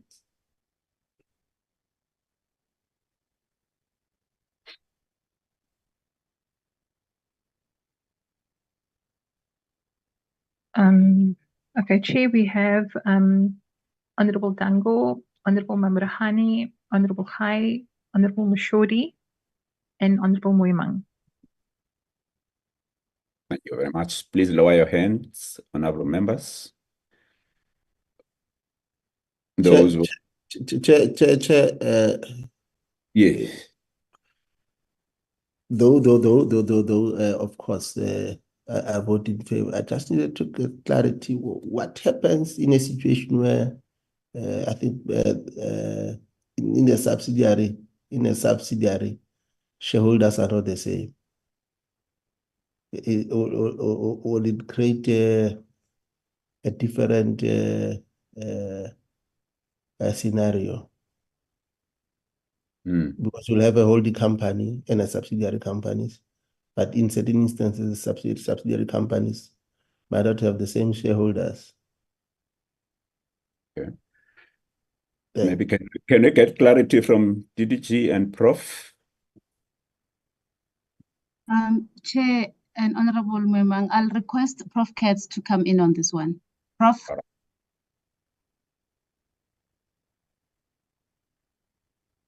Morning, Honourable Chair, Honourable Members.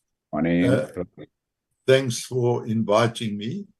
Would Honourable Kenneth just repeat the question? I didn't hear it properly. Okay.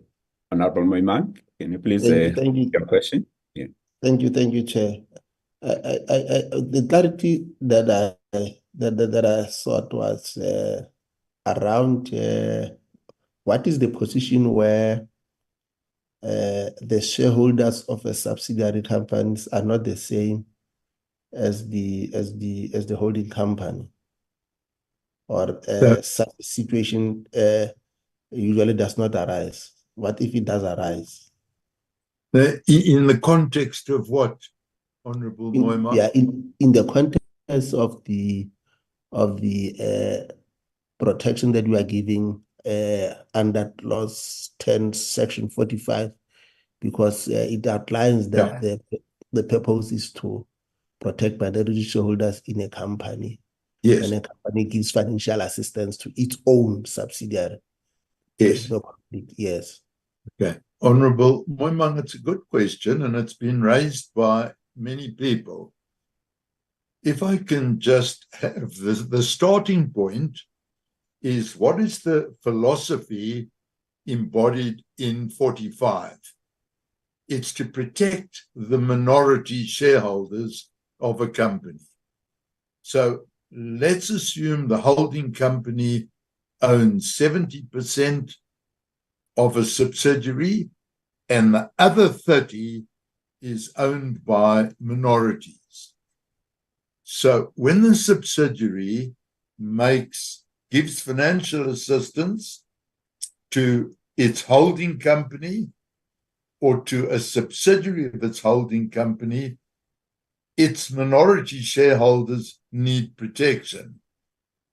Hence, all the protections in Section 45. But when a company gives financial assistance to its own subsidiary, then there's complete alignment between the company and its minority shareholders, and there's no need for protection. That's the reason for the proposed amendment to Section 45. Honourable Momani, I hope that answers the question. Yes, Prof. It does give clarity. Thank you. Thanks, Honourable. Thanks, Honourable Chair. Thank you so much, Prof. Okay, we will now to go to those who are voting against. Please raise your hand. Is that correct, Ms. Solomon? Yes, Chair. Okay. I don't see any hands against, Chair. All right, thank you so much. Those who are abstaining, please raise your hand. Chair, I've noted 2 abstentions from Honourable Boshoff and Honourable Lund. Thank you so much, honourable members. Please lower your hands. So in terms of the majority vote, Clause 10 has been agreed to. without any amendments. We now move to clause 11. Yeah, Chairperson, can we just have a 6-minute comfort break, if possible? All right. What time is it now? Okay. All right. Let's do that.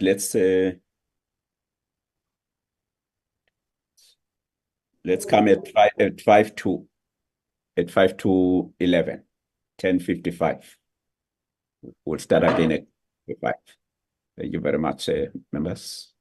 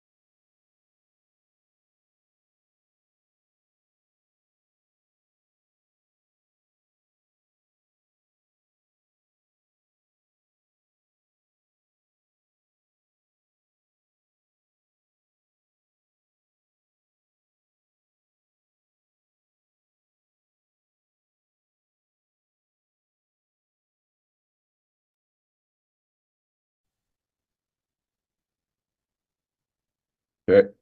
Can we resume, honorable members? We are back, sir. Okay, thank you very much. We were to get to clause 11.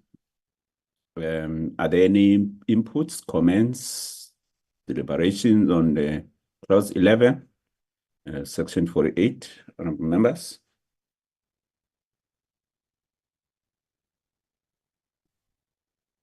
If not, I put clause 11, those voting in favor, please raise your hands.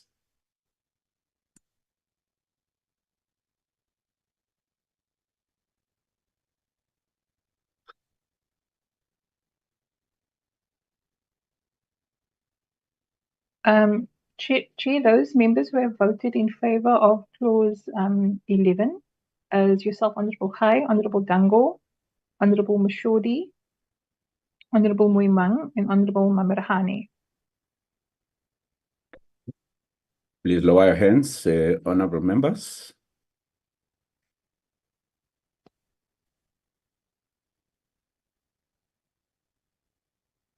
Okay.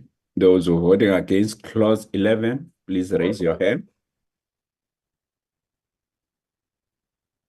There are no hands against, Chair. Okay, thank you very much. Those who are abstaining, please raise your hand. Chair, the abstentions are as follows: Honourable Boshoff and Honourable Lunt. Thank you very much. Please lower your hand, honorable members.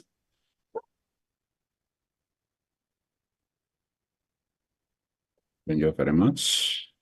So clause 11 has been agreed to in terms of the majority. Clause 12, there are no comments, so we're moving to clause 13. Any comments on clause 13, section 72, honorable members?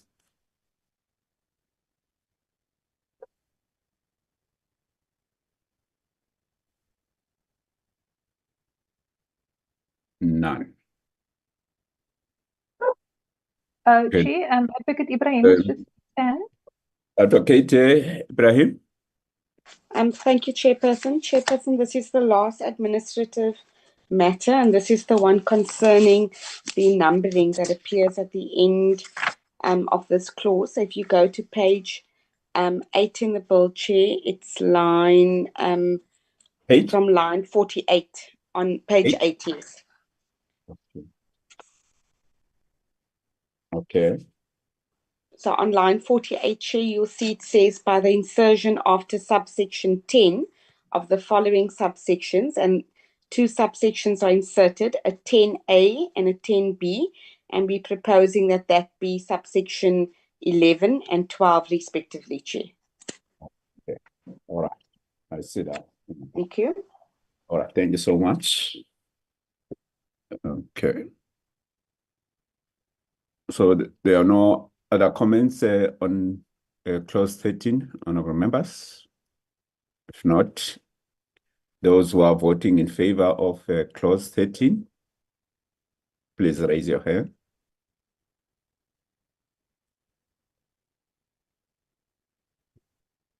Chair, in favour is, of course, of the clause is Honourable Muimang, Honourable Khai, Honourable Mashodi, Honourable Dango, and Honourable Mamirahane. Thank you very much. Please lower your hands, honorable members. Thank you very much. And those who are voting against clause 13, please raise your hands.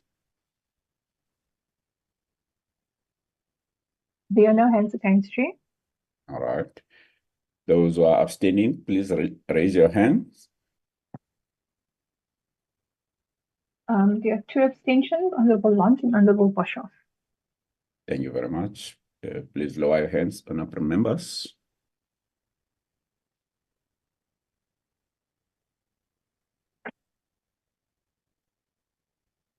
Honorable Lunt, please lower your hand, please. Thank you so much. That means clause 13 with those administrative corrections that have been made is adopted without any amendments. We now move to clause, I think, is it clause 16. All these other clauses, as we indicated earlier, they will be part of the adoption or rejection of the whole bill. So we're now on clause 16, section 118. Any comments, views that members would like to express? Not. I put clause 16. Those in favor, please raise your hand.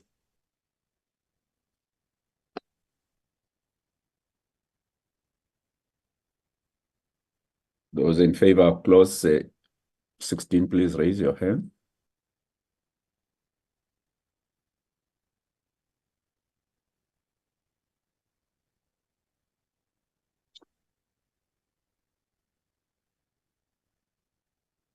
I don't think that all our members are. You just check. In favor, we have yourself, Honorable Khai, Honorable Dango, Honorable Mashodi, Honorable Muimang, and Honorable Mamarahani. Please lower your hands, honorable members. Thank you. Those voting against clause 16, section 118, please raise your hand. There are no hands, Chair. Right. Thank you very much. Those voting against clause 16, section 118, please raise your hands.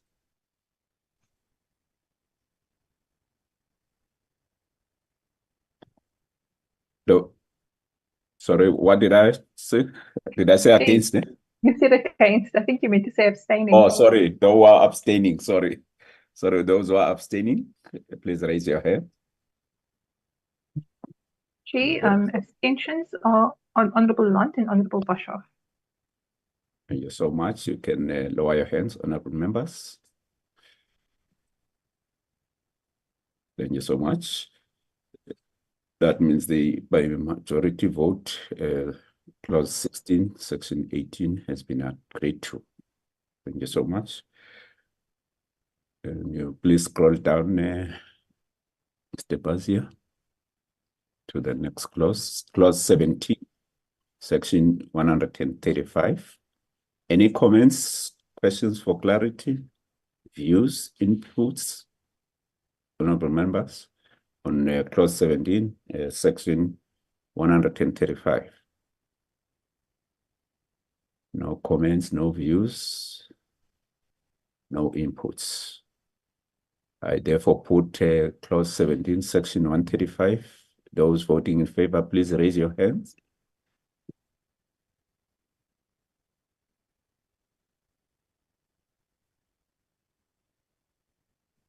Voting in favor, we have Honorable Dango, Honorable Khai, Honorable Mamarahani, Honorable Mashodi, and Honorable Muimang. Okay. Please lower your hands, honorable members.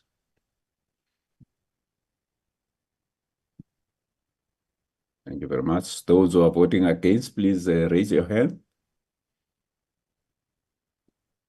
There are no hands, Chair. Okay. Those who are abstaining, please raise your hands. Clause 17, section 135. There are 2 abstentions, Honorable Boshoff and Honorable Lunt. Thank you very much. You can lower your hands, honorable members. Thank you.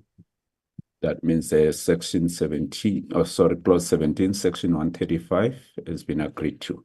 Thank you very much. Can we now move to the next clause? Clause 18, section 160. Any comments, any views, any inputs? Not. And I'll put clause 18, section 160. Those voting in favor, please raise your hands.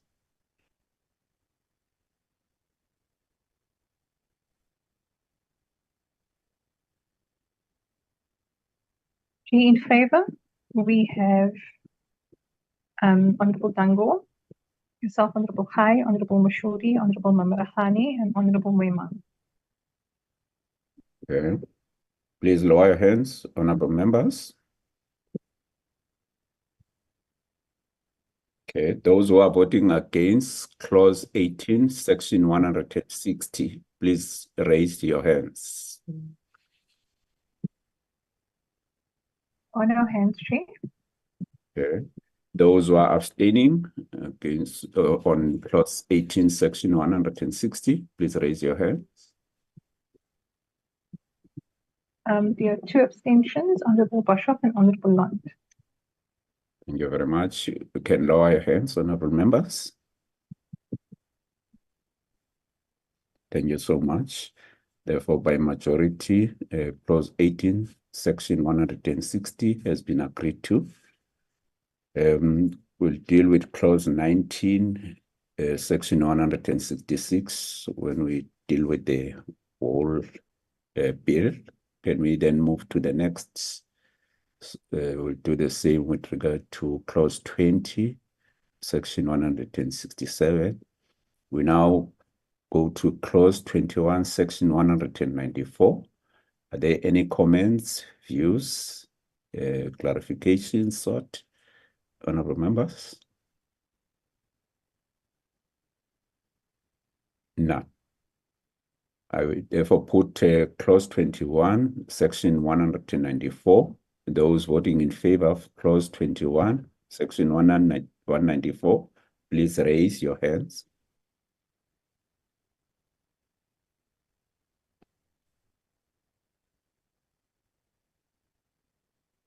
Okay, those in favor is Honorable Moimang, Honorable Dango, Honorable Khai, Honorable Mamarachani, and Honorable Mashuri. Thank you very much. Let's please lower our hands, honorable members. Thank you very much. Those who are voting against clause 21, section 194, please raise your hands. There are no hands against, Chair. Thank you so much. Those who are abstaining on clause 21, section 194, please raise your hand. The abstentions we have is Honorable Bishop and Honorable Lund. Thank you so much. Please lower your hands, honorable members. Thank you so much.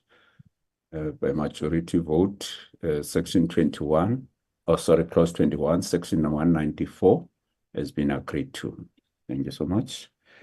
We now move to clause 22, section 195. Any comments, views, deliberations, questions for clarity?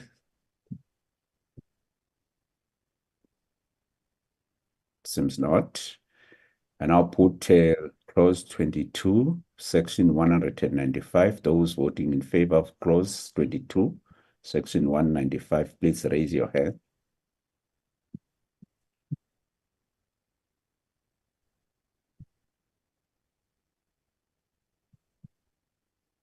Chair, we have in favor Honorable Mamarachani, Honorable Dango, Honorable Khai, Honorable Mashuri, and Honorable Moimang. Okay. Let's lower our hands, honorable members. Thank you very much. Those who are voting against clause 22, section 195, please raise your hand. There are no hands against, Chair. Thank you so much. Those who are abstaining on clause 22, section 195, please raise your hand. The abstentions are Honorable Bishop, Honorable Lund. Thank you so much. That means clause 22, section 195 has been agreed to. Thank you so much. We move to the next clause. Clause 23, section 204. Any comments, questions for clarities, views, deliberations? Not. I therefore put clause 23, section 204. Those who are voting in favor, please raise your hand.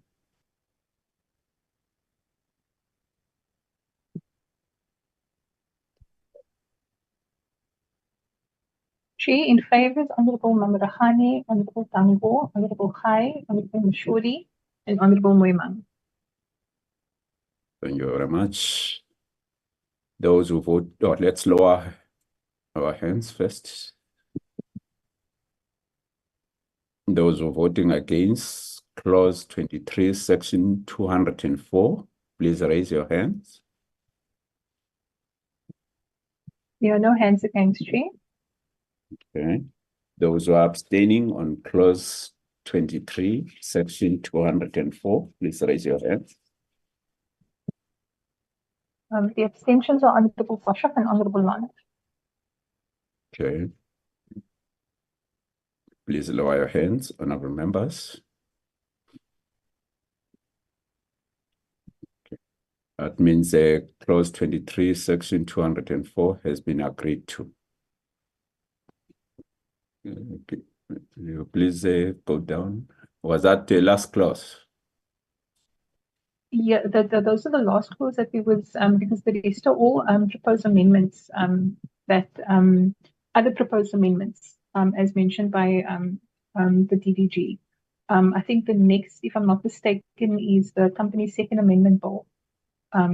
Responses, Chair. Can we first put this one, this bill B27 B 2023 for a vote? First comments, honorable members. Any comments on the whole bill B27 B 2023? Views, clarities?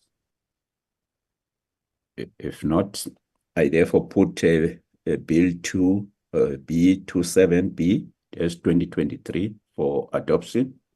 Those in favor, please raise your hand. Chief, if I may, Chair. Yeah.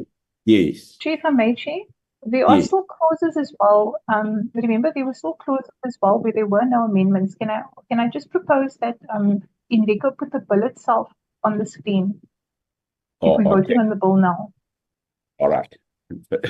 I think the fact that I've got a copy, so I'm using my copy, which is all right. Let's do that. You're right. Put up the bill, Mr. Bazia. That is a bill, honorable members, is agreed by the Portfolio Committee on Trade, Industry and Competition, National Assembly. English text, the official text of the bill. That the one. Can you scroll down, Mr. Bazia?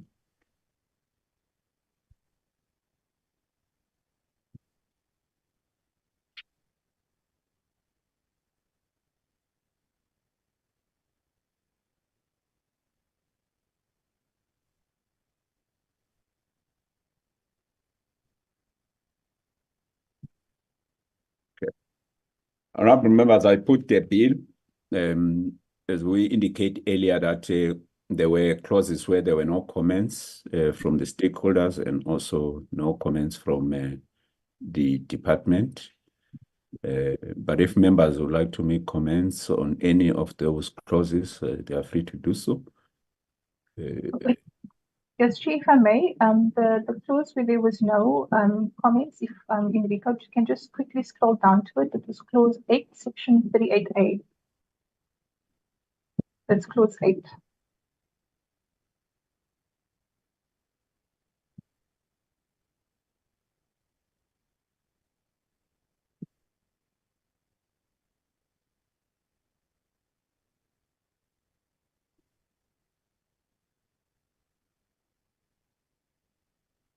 Actually, yeah, so clause 8 and 9 of the clauses where there was no comment. So we just also need to vote on those clauses as well, Chair. Oh, okay. Oh, I thought that we had agreed earlier that we will vote for the bill, which therefore contains all the other clauses where there were no comments. But then if we need to also to vote clause by clause with regard to those, let's hear from the members. And Yeah, also, yes, if I can also be also guided by our colleague Advocate Yeah. Ali on that issue as well. Okay. Advocate Ali?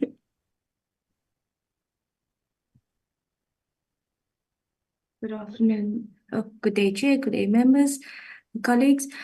Chair, with regard to the process that's being followed, I don't see anything wrong with it. The bill can be put, and if there's queries and members have concerns, it can be raised, or we could go individually clause by clause, which will take the committee exceptionally long.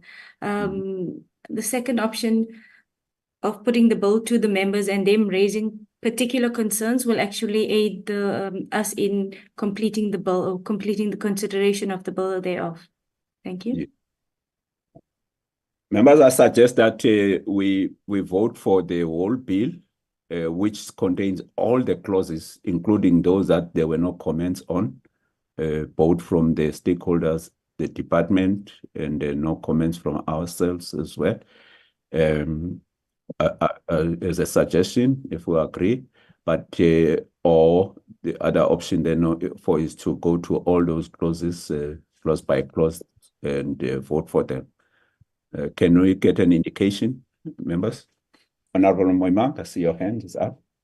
Thank you, Chair. Chair, I think the approach that you had initially outlined and that we agreed upon, let's follow that.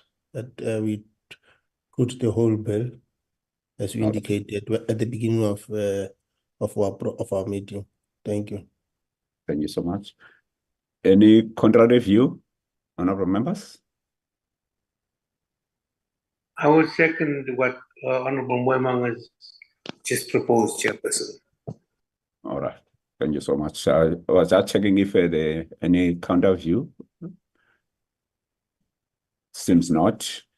So, honorable members, I therefore put the bill Bill B27B, there's 2023 for adoption. Those in favor, please raise your hands.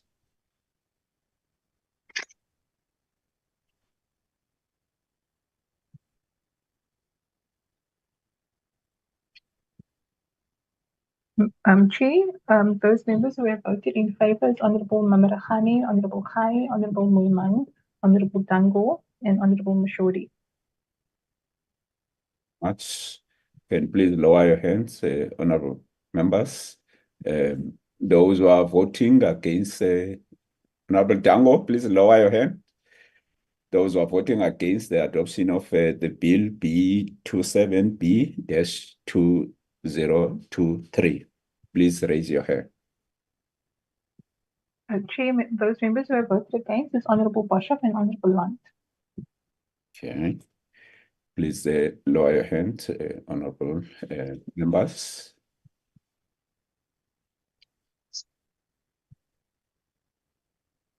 In terms of the majority vote, the bill has been agreed to, Bill B27B-2023.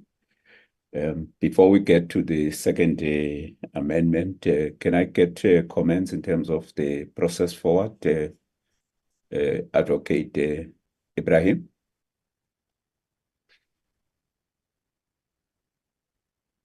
Chairperson, on what exactly is clarity sought? No, I just want to check in terms of the way forward now that there are no amendments, so there won't be any C. Yes, Chair, that's correct. Because this is a Section 75 bill, in any event, there would not have been a C list, even if the committee wanted to make amendments, it would have needed to go back to the NA committee, Chair, to the PC. So for now, Chair, what will happen is that the bill will go to the Bills Office for that final cleaning up and changes before it serves before the council. Thank you. Okay, thank you so much. I think from the committee side, we'll have to then have a report, I think, that we need to adopt or reject. if it's adopted, then even if it's rejected, then you have to go to the council. I think that will be then the process. All right, thank you very much, honorable members. We now move to the company's second amendment bill. We ask Mr. Bazia to put that the same, I think, matrix document, but the section that deals with the company's second amendment.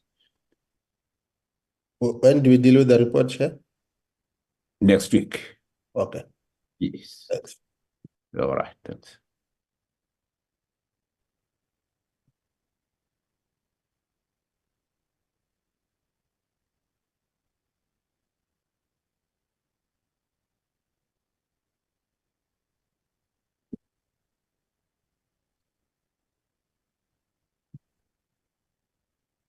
Okay, thank you very much, Mr. Bazia. Honorable members, we're now dealing with the company's second amendment bill, 2023. Can we have then comments on clause 1, section 77? Any comments?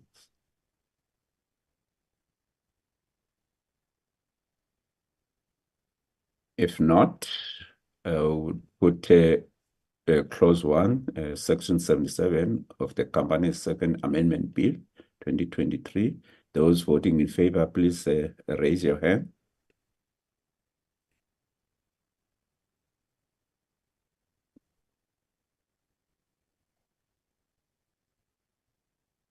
Solomons?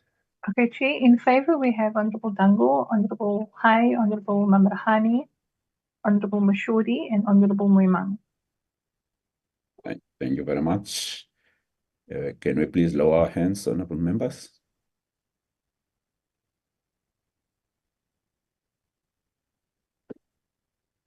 Thank you very much. Those who are voting against clause 1, section 77 of the company's second amendment bill 2023, please raise your hand.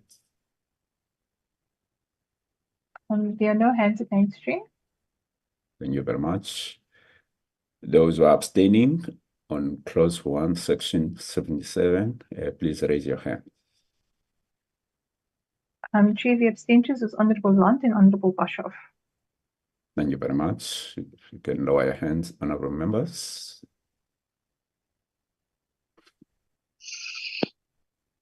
Please lower your hand, Honorable J.J. Lott. Thank you. That means the honorable members, the clause 1, section 77 of the company's second amendment bill 2023 has been agreed to. Thank you very much. We now move to clause 2, section 162. Are there any comments, questions for clarities, inputs, views, deliberations? If not, I put clause 2, section 162. Those voting in favor, please raise your hand.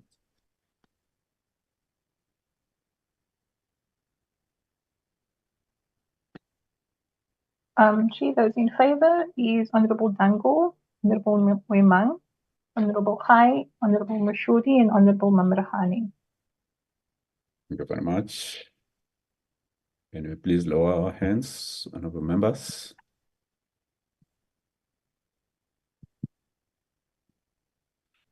Okay, thank you very much. Those who are voting against clause 2, section 162, please raise your hand.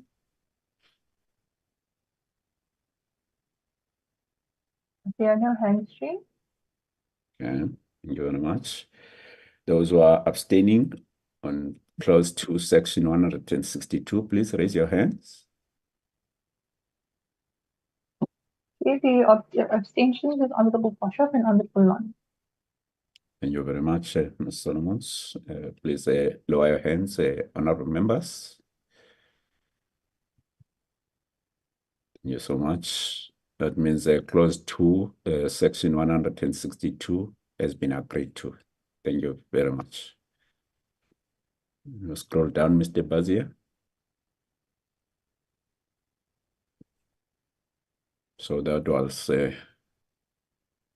we're done with those clauses on Companies Second Amendment Bill. Let's put now the bill itself, Mr. Bazia.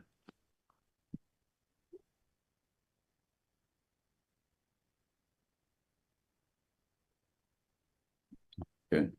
Can you just scroll down so that the whole bill can be seen?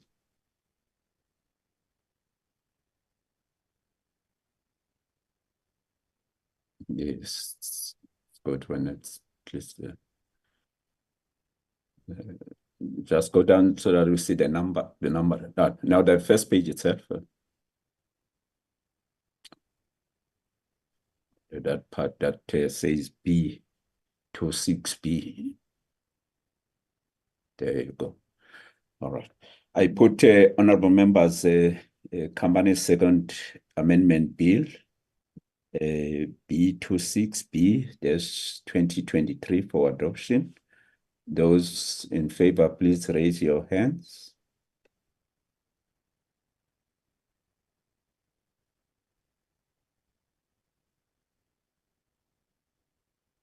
Chair, those in favor is Honorable Dango, Honorable Khai, Honorable Moimang, Honorable Mamrahani, and Honorable Mashori. Thank you very much. Can we please lower hands, honorable members?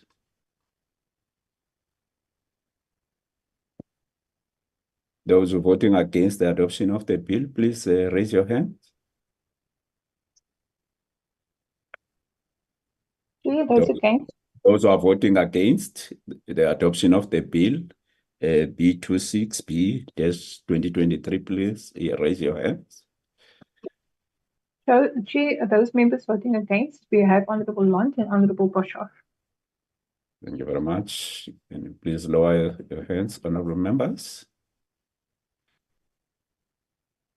Thank you very much. Those who are abstaining from voting for the adoption of company's Second Amendment Bill B26B-2023, please raise your hand. There are no abstentions, Chair. Thank you very much. So the company's Second Amendment Bill has been agreed to without any amendments.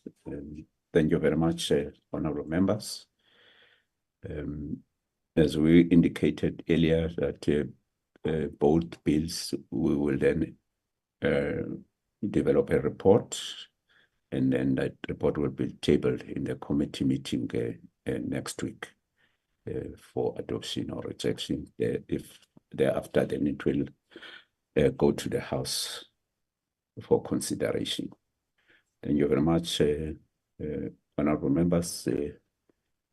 Let me take this opportunity to thank the honorable members.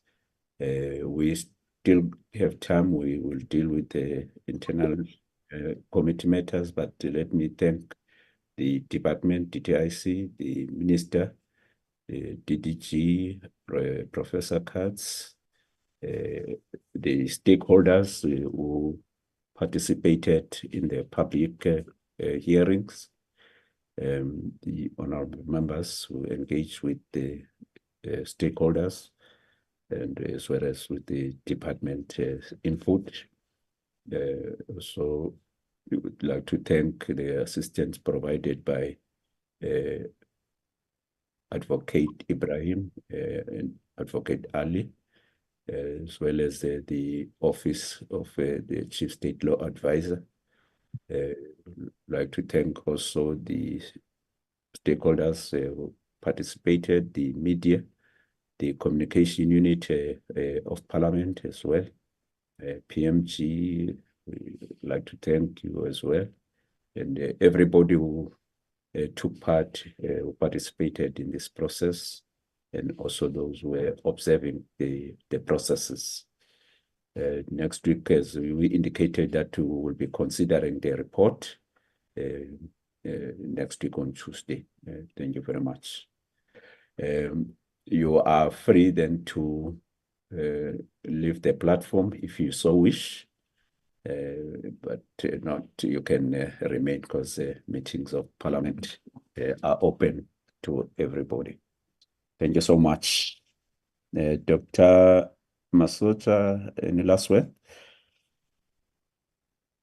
Thank you, Chair, for the process. Thank you to the honorable members for the engagements. I want to thank Advocate Ibrahim and her team, and the Office of the Chief State Law Advisor, and the DTIC team, to recognize the Minister in absence and to thank him for his leadership, to thank Professor Katz and all the experts in the Specialist Committee on Company Law and all the stakeholders who contributed throughout the process. The process didn't start this year. Last year, it started years ago, and for all their collaboration, participation, the network partners and constituencies and the debates and deliberations, to thank everyone, Chairperson, and for this opportunity to say something. Thank you. Thank you very much. Last word, Advocate Ibrahim. Nothing to add from my side, Chair. Thank you very much to the committee and, of course, to the department that we've had the pleasure of working very closely with in the past few months. Thank you, Chair. Right. Thank you so much. Honorable members, we now going to deal with the minutes of the last meeting. I don't know how many sets of minutes. Chief, maybe there are 2 sets of minutes. We have the 27th of February and the 5th of March. All right. Can we then scroll down, Mr. Pazia?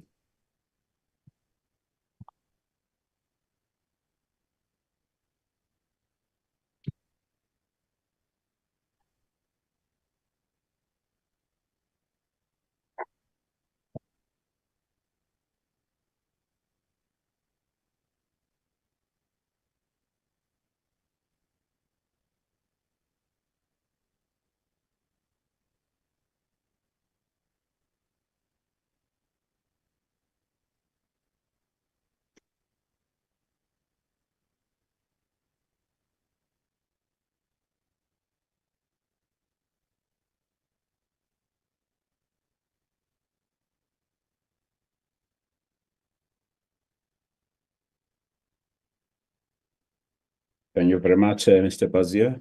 Honorable members, are there any corrections?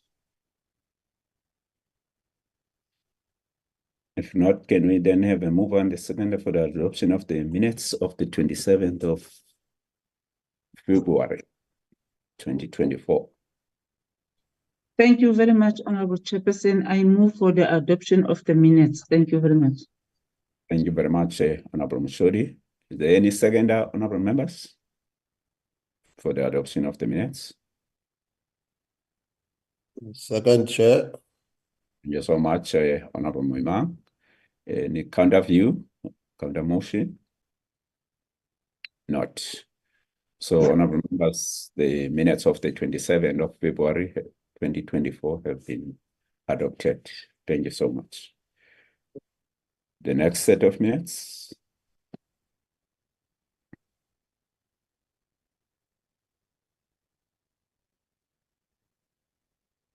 Okay. Let's scroll down, Mr. Buzzer.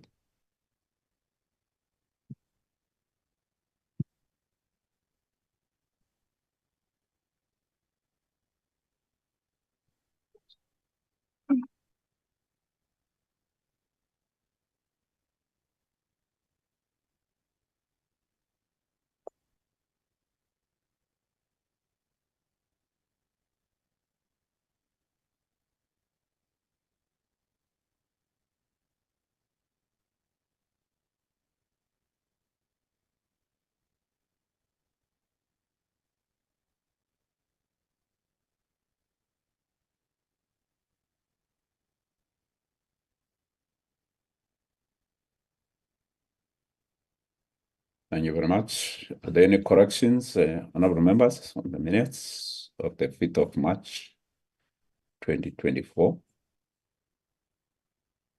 No corrections. No omissions. Can we then have a mover and a seconder for the adoption of the minutes? I move, Chair, Thank you for very the much. adoption of the minutes. Any seconder?